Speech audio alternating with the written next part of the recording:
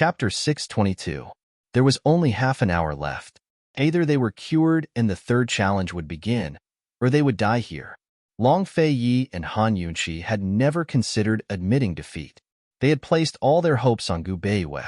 The only thing they could do right now was to quickly wake Gu Beiwei up and ask him if there was any way to cure the half-day cough. Long Fei Yi seriously felt Gu Beiwei's pulse.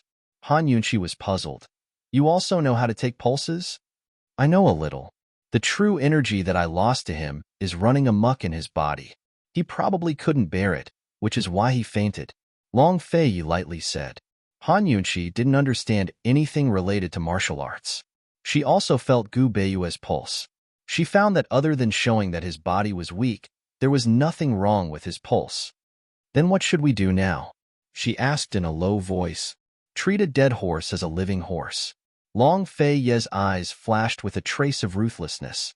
Before Han Yunqi could understand what he meant, he had already grabbed Gu Beiwei's hand and poured true energy into Gu Beiwei's body. He already couldn't bear it, yet he still gave him true energy. Han Yunqi couldn't imagine the consequences. She wanted to stop him, but she was intimidated by Long Fei Yi's serious and cold expression. She didn't dare to step forward. The little thing stood on Han Yunqi's shoulder. It was even more afraid of Long Fei Yi than Han Yunqi. It was so anxious that it wanted to bite someone, but it didn't dare to act blindly without thinking. Out of the corner of his eye, he caught a glimpse of Han Yunqi's worried expression. Long Fei Yi felt somewhat helpless. This silly woman definitely didn't know how much damage he had done to his body by expending his true qi today. His true qi was vigorous and domineering. As soon as it entered Gu Beiwei's body, it went straight to his dantian. If Gu Beiwei's dantian was not injured, this power would be like a good medicine for him. Unfortunately, Gu Beiwei's dantian was seriously injured, and he could not gather qi. Therefore, when this power reached his dantian, it scattered in all directions and scattered in his body, affecting the normal qi in Gu Beiwei's body. Long Fei Yi continued to inject true qi into Gu Beiwei. In fact, this was the most overbearing and barbaric method, forcefully smoothing out the chaotic qi in Gu Beiwei's body. If he succeeded, Gu Beiwei would definitely wake up and feel refreshed. If he failed, he would suffer from qigong deviation and die from bleeding from his 7 orifices. Long Fei Yi was so ruthless. Seeing Long Fei Yi saving Gu Beiwei like this, the king of medicine, who was hiding in the dark, sneered again and again. "What's the use of working so hard even if he wakes up?" The old man was frightened by Long Fei Yi's sword. At this time, he was standing beside the king of medicine. He yawned slowly. Let the young man do what he wants. In the end, he will have to admit defeat. The king of medicine was not as patient as him. He looked at Han Yunqi and the others while silently calculating the time. At this time, Gu Beiwei suddenly coughed softly. Han Yunqi and the little thing were very nervous. They stared at him without blinking. Long Fei Yi did not stop. Instead, he increased the power. He no longer injected true qi, but poured it fiercely. Gu Beiwei groaned and suddenly spat out a mouthful of blood. If a martial arts practitioner saw this, they would immediately know the secret of Gu Beiwei's dantian. They would also know that Gu Beiwei's internal true qi was in chaos and that he could go mad at any time. Unfortunately, besides Long Fei Yi, no one else present could tell. "Long Fei Yi, what's going on?" Han Yunqi asked anxiously. Before Long Fei Yi could answer, Gu Beiwei spoke up. "This one is fine. I will have to trouble your Highness Duke of Qin to continue." He didn't even have the strength to open his eyes, but he spoke these words clearly and without hesitation. His pale face and tightly shut eyes were filled with stubbornness. He was as stubborn as a strong and foolish child. He clearly knew that his situation was very dangerous. He clearly knew that if he continued, he wouldn't go mad. Instead, he would bleed from his 7 orifices and die. Because, based on the current situation, the chances of success were too small. But he still persisted. This was a moment of life and death. Only the 2 men knew. A trace of admiration flitted across Long Fei Yi's eyes, but he continued without hesitation. Powerful true qi flowed from Gu Beiwei's hand into Gu Beiwei's body. Blood continuously flowed from the corner of Gu Beiwei's mouth. The true qi in his body violently slammed against his internal organs. It was extremely chaotic. He felt like he would explode at any moment. Stop. Han Yunqi grabbed Long Fei Ye's hand. Although she didn't understand, she could tell that Gu Beiwei was in great danger. Gu Beiwei didn't know where he got the strength, but he suddenly grabbed Han Yunqi's hand. Because he used too much force, he fell out of his wheelchair. Even so, Long Fei Yi still held onto Gu Beiwei's hand tightly without stopping. Mama Yunqi had already made her move, so Lil Thing immediately pounced over and landed on the back of Long Fei Ye's hand. It was about to bite down when Long Fei Ye's other hand brushed it aside impatiently and sent Lil Thing flying. Long Fei Yi, stop. He'll die. Han Yunqi pressed down on Long Fei Ye's hand. If he can't live, neither can we, Long Fei Yi said. Han Yunqi understood that Long Fei Yi wasn't staking everything on a single throw, but that he had no other choice. She understood, but she couldn't let go. She couldn't harden her heart. He didn't rush her, but only looked at her coldly. His heart was always calmer and more ruthless than hers. Just as the two of them were in a deadlock, a powerful wave of true qi shot out from Gu Beiwei's hand and blasted Long Fei Yi and Han Yunqi aside. The two of them backed up a few steps, while Gu Beiwei lay sprawled on the ground like a dead man, unmoving. Cheap! Lil Thing's shrill screeches shook the heavens as it pounced on Gu Beiwei like a madman, trying to feel out his breath. There was no telling what the results were, but Lil Thing remained sprawled on the ground, its body trembling. Han Yunqi was so scared that her face turned white. She clutched Long Fei Ye's hand tightly, not daring to walk over. She was afraid. She was afraid that this trip would be for naught, that they'd part forever, that this world would never again have the gentle spring breeze of April. Dr. Gu, don't scare Yunqi, all right? Long Fei Yi didn't expect this result. The true qi he'd lost to Gu Beiwei had actually been reflected back. Wasn't this fellow's Dantian seriously injured? Where did he get the strength? What was the state of his body now? Was he alive or dead? It had to be said that Long Fei Yi wasn't sure either. But right at this moment, the old man hiding on the side reminded them, you don't have much time left. If you don't admit defeat now, even the gods won't be able to save you once half-day cough acts up. Han Yunqi glared at the darkness, her gaze sharp enough to kill. The old man immediately shut up, but the king of medicine walked out with a laugh. So what if you can save Gu Beiwei? This old man isn't afraid to tell you that even Academy head Gu couldn't treat this illness, much less a mere 5th-ranked divine doctor like him. Hearing this, Han Yunqi came to a sudden realization. Her curses just then weren't wrong. The medicine requesting caves rules were designed to trick people. No one would be able to pass such a difficult illness. They'd come for nothing. If Gu Beiwei really died here, then it'd be the biggest mistake they'd ever made. Liar. Despicable. Her hatred flared as she raised her hand to activate the pear blossom teardrop rain. Just as she was about to shoot the poison needles, an extremely weak voice spoke up from behind her. Esteemed Wang Fei, cough, calm your anger. This one can cure this illness. This voice was so weak, but it gave people hope and strength. Han Yunqi whipped her head back and saw that Gu Beiwei had already woken up. Lil Thing was standing on his shoulder, wiping away its tears. He didn't smile like he usually did. Instead, he had a determined look on his face. His gentle hands supported himself on the ground, supporting his weak body, as well as all of their hopes. Han Yunqi had never seen the gentle Dr. Gu in such a sorry state. She had also never seen the weak Dr. Gu so tenacious and strong. Although he was lying on the ground, he looked like an indomitable man, challenging the king of medicine's authority and even the medical academy's authority. He said that he could cure an illness that even academy head Gu couldn't treat. Han Yunqi strode over, but Long Fei Yi was one step ahead of her and helped Gu Beiwei up. Gu Beiwei's leg was crippled, and he couldn't stand properly. Long Fei Yi supported him. He said in a low voice, looks like this prince's true energy wasn't wasted. This one's life was given to this one by your highness. This one will remember. Gu Beiwei also said in a low voice. Seeing that Gu Beiwei's mind was clear, Han Yunqi and Lil Thing were so happy that they were foolishly happy. The master and servant looked at Long Fei Yi and Gu Beiwei, and laughed foolishly. A mere fifth-rank divine doctor dares to speak so arrogantly. If you can cure this illness, why is it so serious? Humph. The king of medicine sneered sarcastically. Gu Beiwe wasn't in a hurry to go back on his words. He sat back in his wheelchair before replying, Senior King of Medicine, have you heard of the saying that Shinnong tasted hundreds of herbs and invented medicine and agriculture? What do you mean? The King of Medicine didn't understand. Gu Beiwe smiled faintly.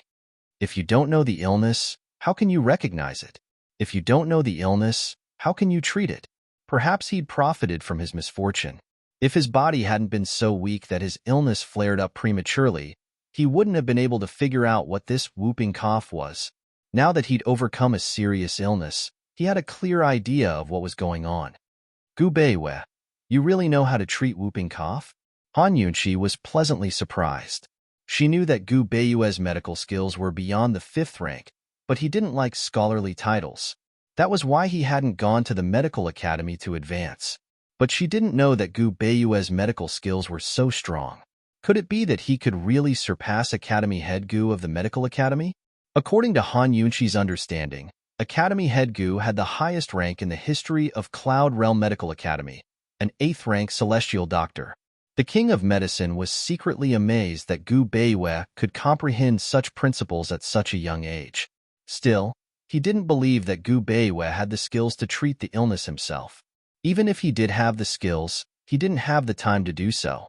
There was still the time it took to brew a cup of tea before half-day cough would break out again. But Gu Beiwe gave Han Yunqi a very certain answer. Esteemed Wang Fei, this one can treat it. Before the illness flares up, you only need to decoct some medicine to cure the illness. Han Yunqi found it hard to believe, but she firmly believed in Gu Beiwe. What kind of medicine is it? Longchun, Pinelia, Autumn Stone, and Wintergrass. One tale of each will do, Gu Beiwe said seriously. Hearing this, a complicated look flitted past the King of Medicine's eyes. After all, the prescription left behind by his ancestors really did contain these ingredients. The King of Medicine listened without batting an eyelid, but Gu Beiwe didn't say anything else. That's it? Is there anything else? Han Yunqi asked. Chapter 623. That's all? Han Yunqi was curious, but the King of Medicine was extremely nervous. He feared that Gu Beiwe would really go against the heavens and reveal the entire prescription. Was there more? Of course there was.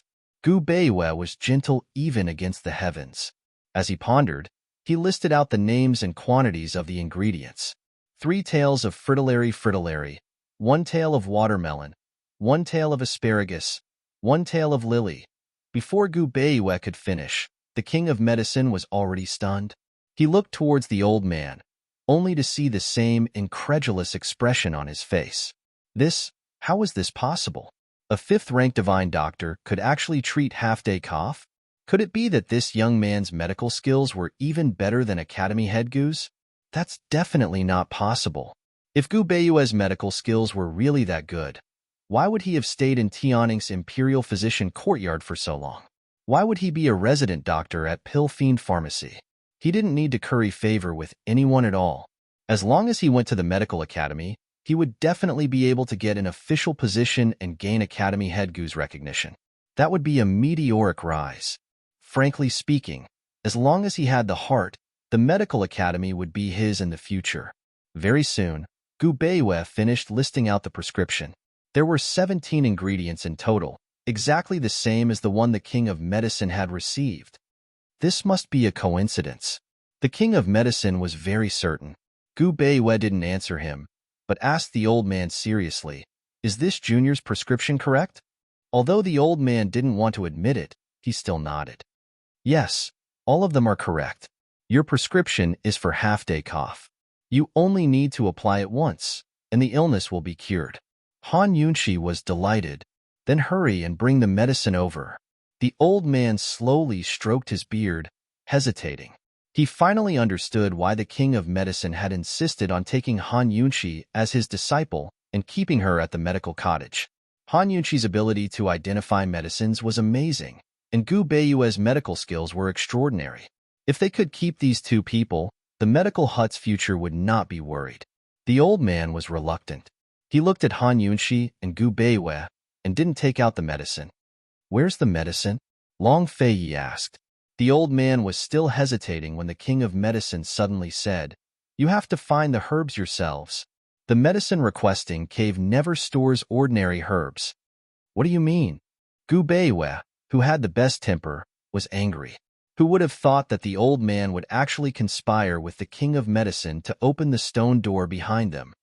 Once you step out of the medicine requesting cave, you will see 100 mu of medicinal fields. Hee, you young people are so capable. I believe that you will definitely be able to get the medicine. The old man will wait here for you to come back and take you to the third stage. Remember, you only have a total of 2 hours. Go quickly and come back quickly. This old man was even more hateful than the king of medicine. His words were so nice, but they were actually the most hypocritical. Despicable. Gu Beiwei couldn't help but curse. They still had an hour to pass the third stage, but they didn't have time to find the medicine because the half-day cough would soon break out. Once it did, they would be in a state of terminal illness. Who would have the ability to find the medicine? The king of medicine and this old man took advantage of this and deliberately made things difficult for them. They actually had the face to say such nice words. Gu Beiwei looked at them angrily. The king of medicine and the old man felt guilty. They didn't dare to refute and pretended not to hear. If they met someone else today, they would definitely adhere to the principle of fairness and justice. However, facing Han Yunxi and Gu Beiwei who had created miracles, they really couldn't bear to let go. In other people's territory, they had to ask for help, but in the end, they were controlled by others. Gu Beiwei looked at Long Fei Yi, and Long Fei Yi also looked at him. Other than using force, the two of them couldn't think of a countermeasure at the moment. However, Han Yunxi asked coldly, "Since we've found the medicine, do we still have to boil it?" This question was very sarcastic. The king of medicine and the old man looked at each other. In the end, it was the king of medicine who was thick-skinned and answered, "That's your problem. The rules of the second stage are that those who are cured pass." Han Yunxi didn't say anything more and only snorted disdainfully. She had the medicine. She carried 2 large dimensions with her. If she couldn't even take out the medicine, how could she survive? The most powerful function of the detoxification system was to automatically create the antidote. The prerequisite for creating the antidote was that she had enough medicine in reserve. One had to know that she had replenished her stock every time she entered and exited Medicine City. "Dr. Gu, can you recite those 17 medicines again?" Han Yunxi asked. Gu Beiwei didn't understand this. "Just recite it if I tell you to," Long Fei Yi muttered on the side. He also didn't know what Han Yunxi wanted to do, but he had already formed a habit. This habit was called being obedient. Gu Beiwei could only be obedient. However, when he recited the first medicine, prune yearning, Han Yunxi took out a packet of powder from her medical pouch and said seriously, "This is prune yearning?" Seeing this, everyone was shocked. Han Yunxi, what was going on? "You, how many medicines did you bring?" The king of medicine inexplicably felt uneasy. Han Yunxi deliberately looked over with a threatening expression. "I brought all of them. Humph, I'll scare you to death." As she spoke, she couldn't help but cough a few times and urged Gu Beiwei, "Hurry up, time is limited." Not only the king of medicine, but Gu Beiwei and Long Fei Yi were also shocked. Gu Beiwei didn't have time to think and hurriedly continued, "Penelia, autumn stone, winter grass." Every time he recited a medicine, Han Yunxi immediately escaped from the medical pouch. In the end, all 17 medicines were placed in front of everyone. The king of medicine and the other elders widened their eyes in shock. They were so shocked that their jaws almost fell off. They rushed over at the same time to check the medicines, but Han Yunxi avoided them. Long Fei Yi, cough, cough, hot water. Time was very tight. The frequency of their coughing was getting higher and higher. They had to take the medicine immediately. Long Fei Yi was also shocked, but he quickly took out the kettle. Han Yunxi poured away most of the water and left a certain amount. She dissolved all the medicinal powders in the water and handed it to Gu Beiwei. "Dr. Gu, try it. What do you think?" Gu Beiwei took a sip and was even more amazed. Not only were the 17 herbs all correct, but the effect of the medicine made by dissolving the medicinal powders in the water was almost the same as the one made by boiling. This is it. Gu Beiwei took 2 more sips and handed it to Han Yunxi. 3 sips will do. Han Yunxi and Long Fei Yi quickly drank the medicine. As the elder said, as long as they took the medicine, they would be cured. The itchiness in their throats immediately disappeared. They only coughed a few times and felt better. This was truly heaven-defying. The previous miracles were nothing compared to this. The king of medicine and the elder were dumbfounded. They would rather believe that they were dreaming than believe the reality in front of them. Old man, keep your promise and take us to the 3rd stage immediately, Han Yunxi said loudly without holding back. The elder came back to his senses. Although Han Yunxi and the others had indeed recovered, he still had doubts in his heart. Or it could be said that he was lucky. Old man has to take your pulse first. When he said this, his heart was weak. Han Yunxi was about to reach out her hand when Long Fei Yi pulled her behind him. He was more than a head taller than the elder and looked at him coldly. He waved his hand and said coldly, "Hurry up." The elder couldn't help but tremble and step back in fear. No need. It's almost time. You should have recovered. Otherwise, it would have acted up long ago, right? The elder wanted to laugh to ease the atmosphere, but unfortunately, his laughter was really ugly. He looked up at Long Fei Yi's cold face and cold eyes. Not to mention touching his hand. Even if he got too close, he would lose his balance. Then why aren't you leading the way? Long Fei Yi asked in return. The elder was shocked again. He didn't care about anything else and hurried forward. Just follow the old man. When they were far away, the king of medicine came back to his senses and caught up with them. His eyes were fixed on Han Yunxi's medical bag. His gaze could see through the small cloth bag. How many things could that small medical bag hold? Wasn't this too much of a coincidence? It was a special powder that could be brewed directly. There must be something special about this medical bag. It might even be a treasure of the medicine world. Soon enough, Han Yunxi looked back, causing the king of medicine to withdraw his gaze. But Han Yunxi had long expected this. This wasn't the first time someone had coveted her medical bag, so she didn't find it strange. She snorted disdainfully on purpose and looked down on the king of medicine for a while before turning back and continuing to walk forward. Her medical bag wasn't much different from those carried by most female physicians in Cloud Realm continent. There was nothing special about it at all. It was completely unremarkable. Lady Tianxin had personally sewn this bag for her daughter's dowry. She just happened to see it and took it for herself. It only contained a few commonly used medicines and acupuncture needles. Its true function was as a cover. Han Yunxi used this bag to take out things from the detox system and poison storage space. Its preciousness lay in the embroidery of the Xian character. If it fell into anyone else's hands, it would be useless.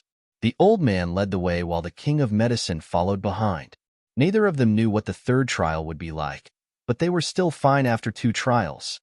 Dr. Gu, is your body all right? Han Yunxi asked in a low voice. It's all thanks to your Highness Duke of Qin's true qi that this one's life was saved, Gu Beiwei said seriously. Long Fei Yi was curious as to how his true qi had been repelled, but he didn't want to talk too much about martial arts in front of Han Yunxi. It wasn't convenient for Gu Beiwei to talk about it either, so he changed the subject. Esteemed Wang Fei, how did you happen to have these medicines in your medical bag? And you even finished grinding them? Gu Beiwei had long been interested in Han Yunxi's medical bag. He'd peeked at Han Yunxi's ability to take medicine out of thin air, while Long Fei Yi had long seen Han Yunxi's skills from the rooftop. He'd even checked Han Yunxi's medical bag before. Although he didn't ask, he pricked up his ears to listen. Han Yunxi had been forced to take out the 17 powders in front of everyone. She'd long expected Gu Beiwei and Long Fei Yi to ask questions, but she hadn't figured out how to answer them yet. This matter was really troublesome. Han Yunxi was silent for a long time. Gu Beiwei had always been considerate, but this time, he was too shocked. Seeing her silence, he teased, Esteemed Wang Fei, your medical bag looks like 100 medicine bag. Han Yunxi really wanted to say, it's a coincidence, but even she felt that this reason was an insult to her intelligence.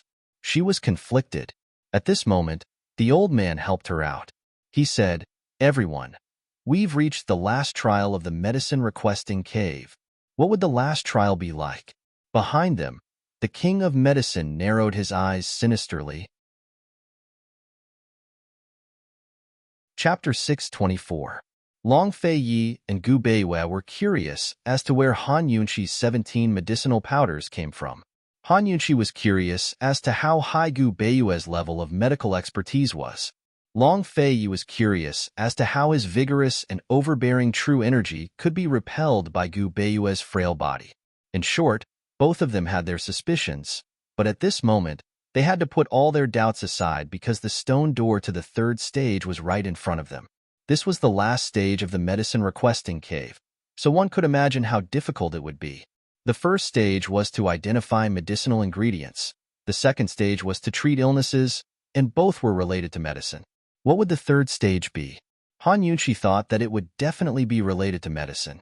As long as it was within the realm of medicine, they were not afraid. She inadvertently turned around to take a look and realized that the old man, the king of medicine, had already disappeared. "What's the third stage?" Long Fei Yi asked. "The old man is only responsible for sending you here." The old man took a few steps back, and in the darkness, his figure was faintly discernible. Just as he was about to leave, he could not help but say, "Young people, if you don't listen to the advice of your elders, you'll suffer." "What do you mean?"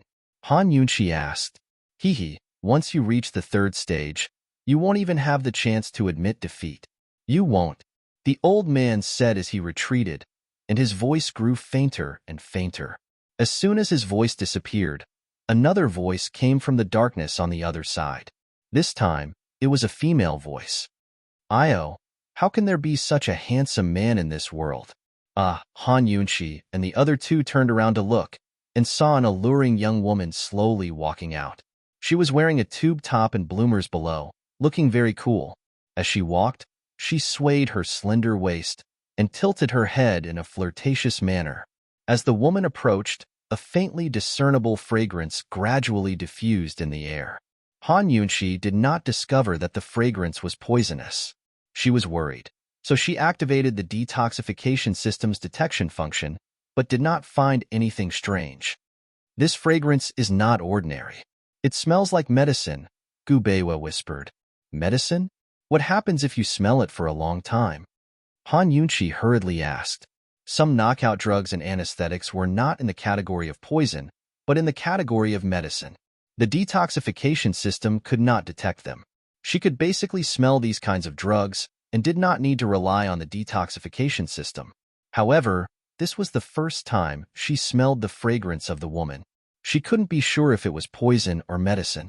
"It just smells like it, but it could also be poison. This one has never smelled such a scent before," Gu Beiwei said truthfully. The two of them seriously smelled the aroma while pondering. Long Fei Ye's fist was placed in front of his nose. He obviously didn't like the smell. That woman's pair of red phoenix eyes kept shooting flirtatious glances at Long Fei. She almost ignored Han Yunqi and Gu Beiwei. She walked past them and headed straight for Long Fei Yi. The corner of Han Yunqi's mouth twitched as she thought, could the third test be the beauty test? Gu Beiwei sat in his wheelchair and was gently stroking Lil Thing, as if he was deliberately avoiding this woman. Deep down, Gu Beiwei was a conservative man. Long Fei Yi, on the other hand, was cold as he watched the woman approach. "Sir, what is your surname?" the woman asked coyly. Long Fei Yi did not answer. The woman was secretly delighted. She liked cold, arrogant men like this. She kept walking forward, but Long Fei suddenly kicked her in the stomach before she could even get close. The kick sent her flying and made her disappear into the darkness around them. Gu Beiwei had unknowingly raised his head and looked over. His brows were slightly furrowed. No matter what, he could not raise his hand to a woman. Han Yunqi was amused. She joked, "Does your highness not know how to treat a woman with such a good figure?" Long Fei Yi glared at her coldly. His fierce gaze made Han Yunqi shut her mouth resentfully. Soon, the woman suddenly flew out from the darkness. She was bleeding from her 7 orifices. She angrily pointed at Long Fei Yi. You dare to raise your hand against this lady. This lady will make you regret it. This prince only raised his foot. You are not qualified for this prince to raise his hand. Long Fei Yi said. You. The woman was furious. Her facial features were twisted together as blood flowed. It was a hideous and terrifying sight. Han Yunqi finally understood why Gu Beiwei was frowning. Long Fei Ye's kick had caused her to bleed from her 7 orifices. It was really too ruthless. What is the third test? Speak. Long Fei Ye's tone was completely commanding. Less nonsense. Go in if you have the guts. The woman snorted. With a wave of her hand, the stone door automatically opened. Instantly, a fragrance floated out. It was exactly the same as the one on her body. This fragrance, there was definitely something fishy about it. Han Yunqi could laugh as she watched other women seduce Long Fei Yi, but she absolutely could not bear to see other women provoke Long Fei Yi. If he could be provoked by a woman, was he still Long Fei Yi? Long Fei Yi did not move. She confidently walked through the door. So much nonsense before opening the door. So slow. No matter what was fishy about this fragrance, they had already walked this far. Even if they walked this path to the end, they still had to resolutely walk forward. The woman finally noticed Han Yunqi. She narrowed her eyes and looked at her with a murderous aura. However, before she could open her mouth, Long Fei Ye's cold voice came from behind. Scram. That kick just now was enough to make the woman obediently retreat. Long Fei Yi did not even look at her as he walked over and pushed Gu Beiwei through the door. The woman did not follow them in. Instead, she closed the stone door. Hearing the sound of the stone door closing behind them, Han Yunqi and the other 2 were not surprised, because they were shocked by the scene in front of their eyes. They had never thought that there would be such a place hidden in this cave. They also never thought that the third stage would be like this.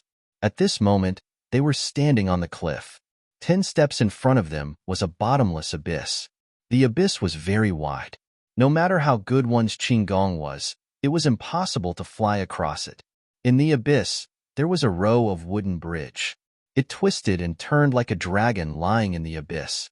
The distance between each wooden bridge was very far. Those who were not good at jumping would not be able to jump over it. Even if they could jump over it, if they were not careful, the consequences would be unimaginable. On the other side of the abyss, they could faintly see a cliff. On the cliff, there was a stone door with a big word medicine written on it. That door should be the door to open the medicine storehouse. The things we want are in there? Han Yunqi mumbled. The third stage is to cross the abyss? Gu Beiwei guessed. These wooden bridges are suspended in the air. Once you step on them, will they sink and become unstable? Long Fei didn't say a word, but simply flew over and landed on the ground. His foot landed lightly on the first wooden stake, causing it to sink a little. Long Fei exerted a bit more strength, causing the stake to sink even further. Seeing this, Han Yunqi and Gu Beiwei looked at each other. These wooden bridges were indeed not fixed. If they jumped over them one by one, it would be over if they lost their footing. It seems that we will have to trouble His Highness Duke of Qin. Gu Beiwei smiled helplessly. If it was before, it would only take him an instant to cross the abyss. Now, he could only ask someone to carry him across. Including me, we will have to trouble him twice. Han Yunqi looked pensive. Just cross this abyss? It can't be that simple, right? As soon as she finished speaking, there was a whistle and a group of black things flew out of the abyss. Han Yunqi looked carefully and saw that they were the most ferocious birds, the man-eating vultures. Long Fei Yi instantly flew back and stood in front of Han Yunqi. He said in a low voice, "Be careful. These black vultures can eat people." The man-eating vultures split into 2 groups. Half of them flew to the opposite cliff, while the other half flew to Han Yunqi's side. They did not attack them, but landed on the side and stared at them covetously. The one controlling these vultures must be that woman from before. She was hiding nearby, but did not appear. What were the rules of the third stage? Let's cross it as soon as possible. This fragrance will suppress one's internal energy. The longer we stay, the more it will be suppressed. Long Fei Yi said in a low voice. He used his internal energy to fly to the other side of the cliff and discovered this secret. No matter what the rules of the third stage were, their destination was on the other side.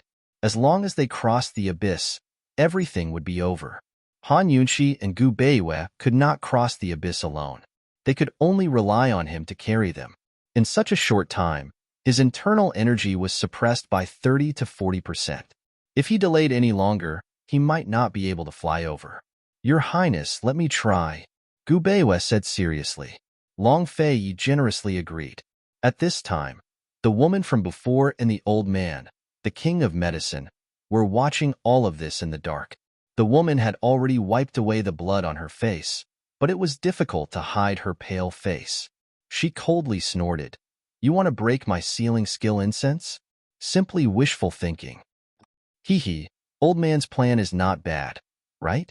The old man, the king of medicine, laughed.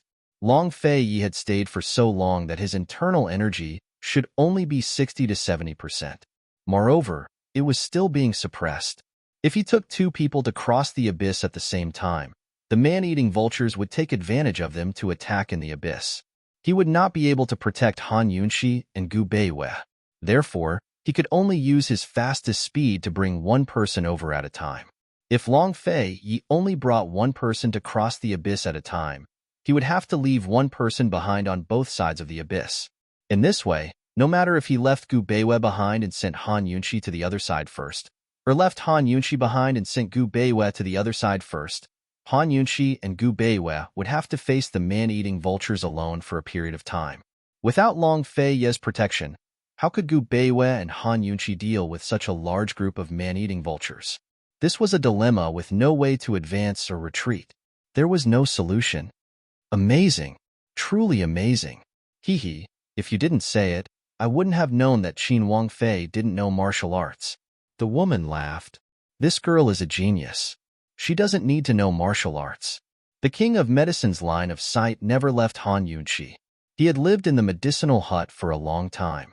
Ever since he entered the medicinal hut when he was young, the furthest he went to was the medicine testing convention. He didn't know much about the outside world, and he knew very little about Han Yunxi and the others. He knew that Han Yunxi didn't know martial arts, but he didn't know that Han Yunxi knew the art of poison. He also didn't know that Han Yunxi had hidden weapons. He knew that Gu Beiwei was a 5th-ranked divine doctor because Han Yunxi mentioned it in her letter. The two of them were secretly delighted as they waited for a good show. At this time, Gu Beiwei had already put away his needles. Acupuncture had no effect at all. He couldn't do anything about this fragrance. Is it medicine or poison? Han Yunxi was also puzzled. She sighed with emotion. The medicinal hut was still a medicinal hut. In the end, there would be things that she and Gu Beiwei didn't know about and couldn't deal with. These vultures wouldn't be waiting for Long Fei to exhaust his internal energy before attacking us, right? She was suspicious. That should be it, Gu Beiwei said seriously. However, Long Fei denied it. No, they can attack you at any time because with this king's current internal energy, this king can only bring one person to cross the abyss at a time. The king of medicine and the woman's guess was right. Long Fei had a lot of misgivings. Han Yunxi thought for a moment and suddenly realized the rules of the third stage were set at the last minute. This trap was set for us. She looked in the direction of the whistle and gave a cold snort. She really doesn't put this princess and Dr. Gu in her eyes at all. Your Highness, it's better to go over as soon as possible to avoid any accidents. The princess consort has hidden weapons, and this one has a little thing. We can deal with these vultures. Gu Beiwei seriously said. Han Yunxi coldly said, this princess will poison these animals to death first. Let's see if the king of medicine dares to keep me here. Chapter 625. Han Yunxi knew the poison arts, but she was only good at curing poisons. The number of times she'd used poisons could be counted on one hand. This time, she was clearly angry. Time is of the essence. I'll take Gu Beiwei over first. You be careful. Long Fei was still very confident in her poison skills. Back in the day, she'd killed the bat swarm in Carefree City with ease. The abyss was very wide, while the wooden bridge was very long. There was no telling what would happen on the way across, so he wouldn't risk Han Yunxi. Taking Gu Beiwei with him counted as scouting the way. You guys be careful too, Han Yunqi said as she glared at Lil Thing and Gu Beiwei's hands. She warned, protect Dr. Gu well, or else you'll be held accountable. Lil Thing nodded its head like a lackey, but its heart was laughing. Mama Yunqi doesn't need to warn me. I'll protect the gentleman well. In the face of danger, Lil Thing had to advance and retreat with everyone else. Long Fei pushed the wheelchair and was about to circulate his internal energy to push Gu Beiwei out when a whistle sounded. All of the man-eating vultures suddenly flew towards Long Fei and Gu Beiwei to surround them, completely ignoring Han Yunqi. Han Yunqi turned to look in the direction of the whistle, her eyes narrowing into slits. You're seeking death. The whistle had come from the alluring woman. She really didn't care about Han Yunqi at all. Her only target was Long Fei. That's right. As long as we trap the Duke of Qin's footsteps and stall for time, once his internal energy is sealed by the skill-sealing incense, they'll never be able to cross. The King of Medicine was usually solemn, but now he was as excited as a child. The alluring woman stared at the mass of man-eating vultures, waiting for Long Fei to counterattack. She said, Old Yao, we agreed that you'd leave the Duke of Qin at Medicine Requesting Cave after this. Of course. Don't hurt that girl. The King of Medicine's attention was all on Han Yunqi. He thought that if he had such a granddaughter, he could die in peace. The vultures beat their wings as they drew closer. By now, they'd already covered Long Fei and Gu Beiwei's figures, but Long Fei didn't make a move. The enchanting woman was flabbergasted. If this drags on, it won't do him any good. While they were talking, black feathers suddenly fell from the dense crowd of man-eating vultures. There were quite a few of them. The cannibal vulture shed its feathers? These man-eating vultures were all adults. Although they were bald like vultures, their feathers were plump and would rarely fall off. The enchanting woman and the King of Medicine were both shocked. What was going on? Suddenly, with a bang, a man-eating vulture fell to the ground from the flock. The enchanting woman and the King of Medicine were dumbfounded. This man-eating vulture's feathers were all gone. It was as naked as a plucked turkey. Its eyes were no longer sharp. They were round and frightened. It jumped around like a headless fly, letting out strange cries. It flapped its wings with all its might. Unfortunately, its featherless wings could no longer fly. Soon, the bald man-eating vultures fell one after another. Black feathers fluttered in the air, and the featherless turkey ran all over the ground. The entire cave was filled with the ghostly cries of the man-eating vultures. Anyone who saw this scene would be intoxicated. The enchanting woman and the King of Medicine were dumbfounded. They had no idea what was going on. Long Fei and Gu Beiwei knew what was going on. Gu Beiwei laughed loudly, and Long Fei could not help but laugh. Han Yunqi seldom used poison, but every time she used poison, it would leave a deep impression in people's minds. It was unforgettable. It was indeed Han Yunqi who used poison needles. Her poison skills were superb, but her poisoning skills were terrible. She could not deal with so many vultures at once, so she could only use this method to scare the man-eating vultures. Sure enough, as more and more man-eating vultures fell to the ground, those who had not been affected spread out, for fear that they would be the next victims. Gradually, the figures of Long Fei and Gu Beiwei appeared, and there were no obstacles in front of them. The enchanting woman had always thought that it was Long Fei's trick, but she saw that Long Fei was pushing the wheelchair with both hands and did nothing. Who on earth made the man-eating vultures, which she was most proud of, so funny? She angrily came forward. Who did it? Come out. It was me, Han Yunqi generously admitted. The enchanting woman looked back in shock. She saw Han Yunqi raise her hand, and a golden needle flew out from her sleeve towards her. She did not expect it and did not have time to dodge. She held her breath and was so scared that her face turned pale. Only when the golden needle flew past her face did she breathe a sigh of relief. Her back was cold. Don't be afraid. I know that you are the guardian of the third trial. I am not stupid enough to kill you, Han Yunqi coldly said. No matter what the rules of the third trial were, at least they could not directly attack the guardian, and the guardian could not directly attack them. You actually know how to use hidden weapons. The enchanting woman was in disbelief. Han Yunqi looked at the darkness behind her and smiled. Poison skills are my main profession. Hidden weapons are considered an amateur. What do you mean? The enchanting woman did not understand. That is, those who dare to block my way will all be poisoned to death. Han Yunqi's smile suddenly turned cold, and her murderous aura was threatening. The enchanting woman was so frightened that she took a step back. Hiding in the darkness, the old man king of medicine grabbed his beard with one hand and pressed the other hand on his chest. He was so scared. How come he did not know that this girl's poison skills were so powerful? If he left her in the medicine hut, what if one day she was in a bad mood and poisoned all his medicinal herbs? The old man king of medicine's determination was shaken for the first time. The enchanting woman was afraid, but she did not admit defeat. She sneered, "With such great ability, why don't you walk over yourself?" "I am lazy. Anyway, my man will carry me," Han Yunqi lazily replied. At this time, Long Fei Ye's palm hit Gu Beiyue's wheelchair and sent it flying. He also immediately flew into the air. He would not step on a wooden stake to cross the abyss step by step. With his current skill, he could smoothly cross the abyss by borrowing the strength of the wooden stake 2 or 3 times. The enchanting woman was very anxious. She whistled with a strange tone. The man-eating vultures that had just escaped flew back again. It seemed that there were some new ones joining them. The number was so large that people would have goosebumps just by looking at them. Han Yunqi was puzzled. Were these man-eating vultures forgetful? Did they forget the threat just now? Or were they forcibly controlled?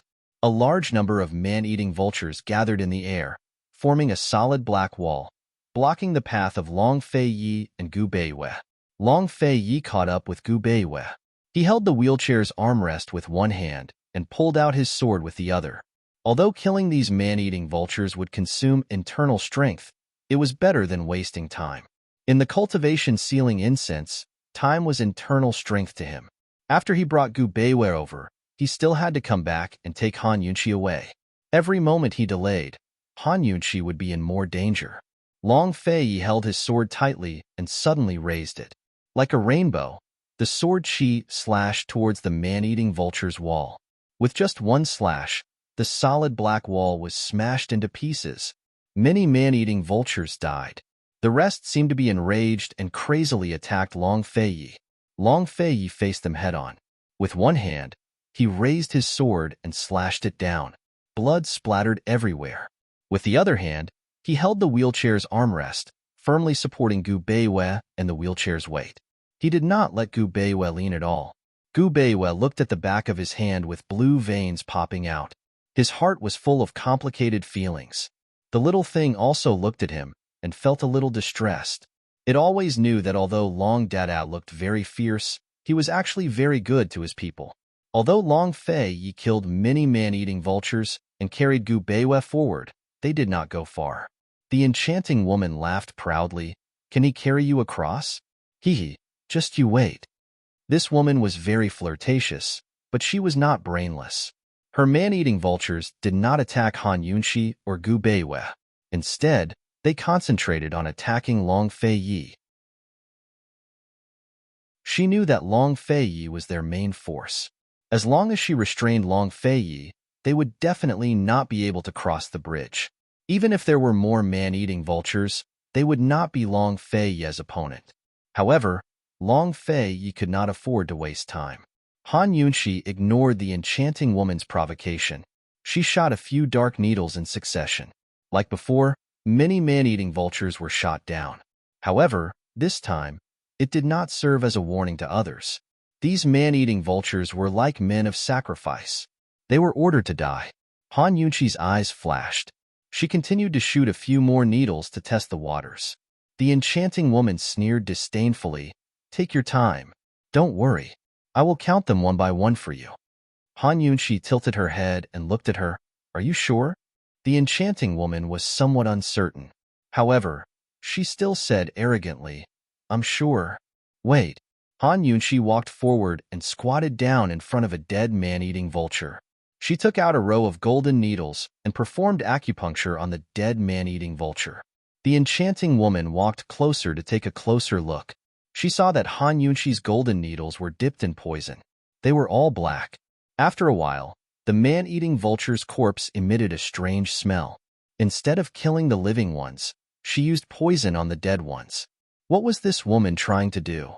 The enchanting woman covered her nose and didn't understand what was going on. The group of man-eating vultures that were besieging Long Fei Yi seemed to be possessed. They rushed to Han Yunxi's side. The enchanting woman was so shocked that she whistled. However, the man-eating vultures were completely out of her control. They rushed over crazily. After Han Yunxi stepped back, the man-eating vultures all rushed to the corpse and fought for food. All the man-eating vultures that ate the corpse died on the spot without exception. Once they died, they immediately became the food of their companions. This cycle continued. After a while, the ground was covered with corpses. Long Fei Yi looked back and continued to move forward with Gu Beiwei without hesitation. Han Yunxi stood aside with her arms crossed in front of her chest. She looked high and mighty. The corners of her mouth were slightly raised, as if she was the controller of the man-eating vultures. The enchanting woman was so scared that her face turned pale. No. You don't have to count them one by one, because they will all die. Han Yunxi threw down these words and turned to the edge of the abyss. She had tested them just now and confirmed that the man-eating vultures had been given a death order. All the birds that were completely under her control would be poisoned with a poison named cannibalism, just like the giant bats in Liberty City. The poison was the same. It was just that the method of poisoning was different.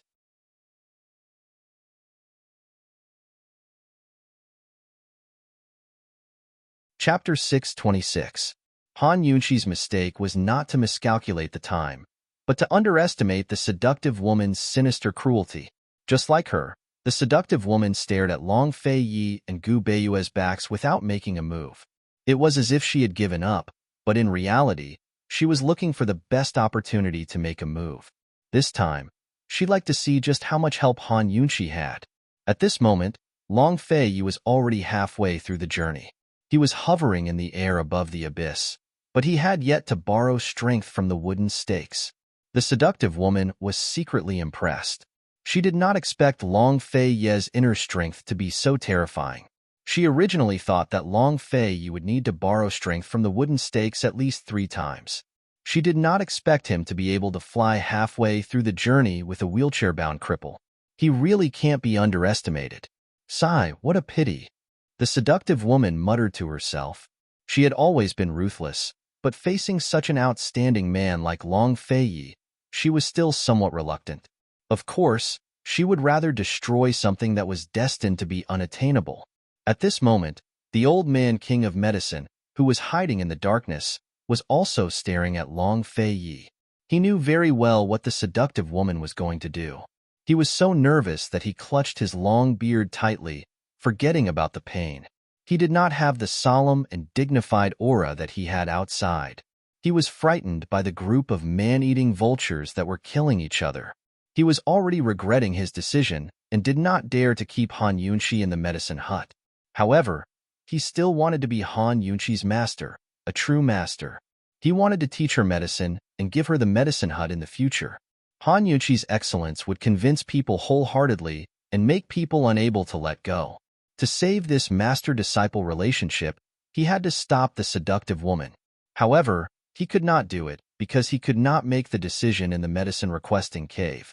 Since Han Yunxi and the others had entered the medicine-requesting cave, they had to walk this path to the end. Abruptly, Long Fei, who had been flying through the air above the bridge, dropped to the ground. He was finally going to borrow strength. At this moment, he was ruthlessly stomping down on the wooden stake below. When it came to borrowing force, the stronger the force, the greater the rebound force.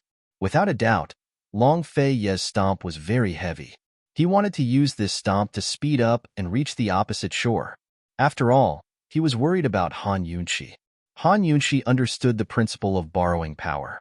She was very confident in Long Fei Yi, but she never thought that when Long Fei Yi was about to step on the wooden stake, the enchanting woman would suddenly order, "Release the arrows." In an instant, Countless sharp arrows shot through the air and accurately struck the wooden stake, causing it to shatter into pieces. The fragments scattered into the abyss and disappeared. Long Fei Yi missed a step and instantly lost his center of gravity. Together with Gu Beiwei, he fell down hard. Originally, when he needed to borrow strength, he was almost unable to support himself.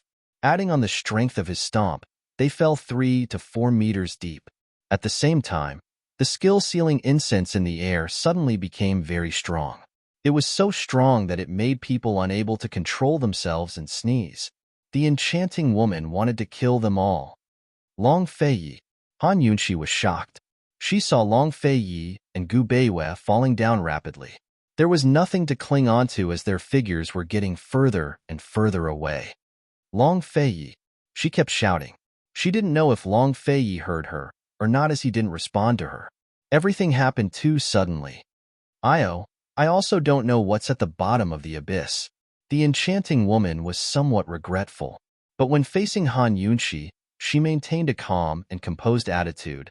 But one thing is certain. You will lose. In less than an hour, time is up. Han Yunxi didn't care about winning or losing. She was lying on the edge of the abyss, trying her best to look at the smaller and smaller figures. She kept shouting Long Fei Yi's name, hoping to receive a response. She hoped that the man would reply to her like before, "Don't worry." What was at the bottom of the abyss wasn't important at all. The important thing was that Long Fei Yi was in the middle of the abyss. There was nothing around him that he could borrow strength from.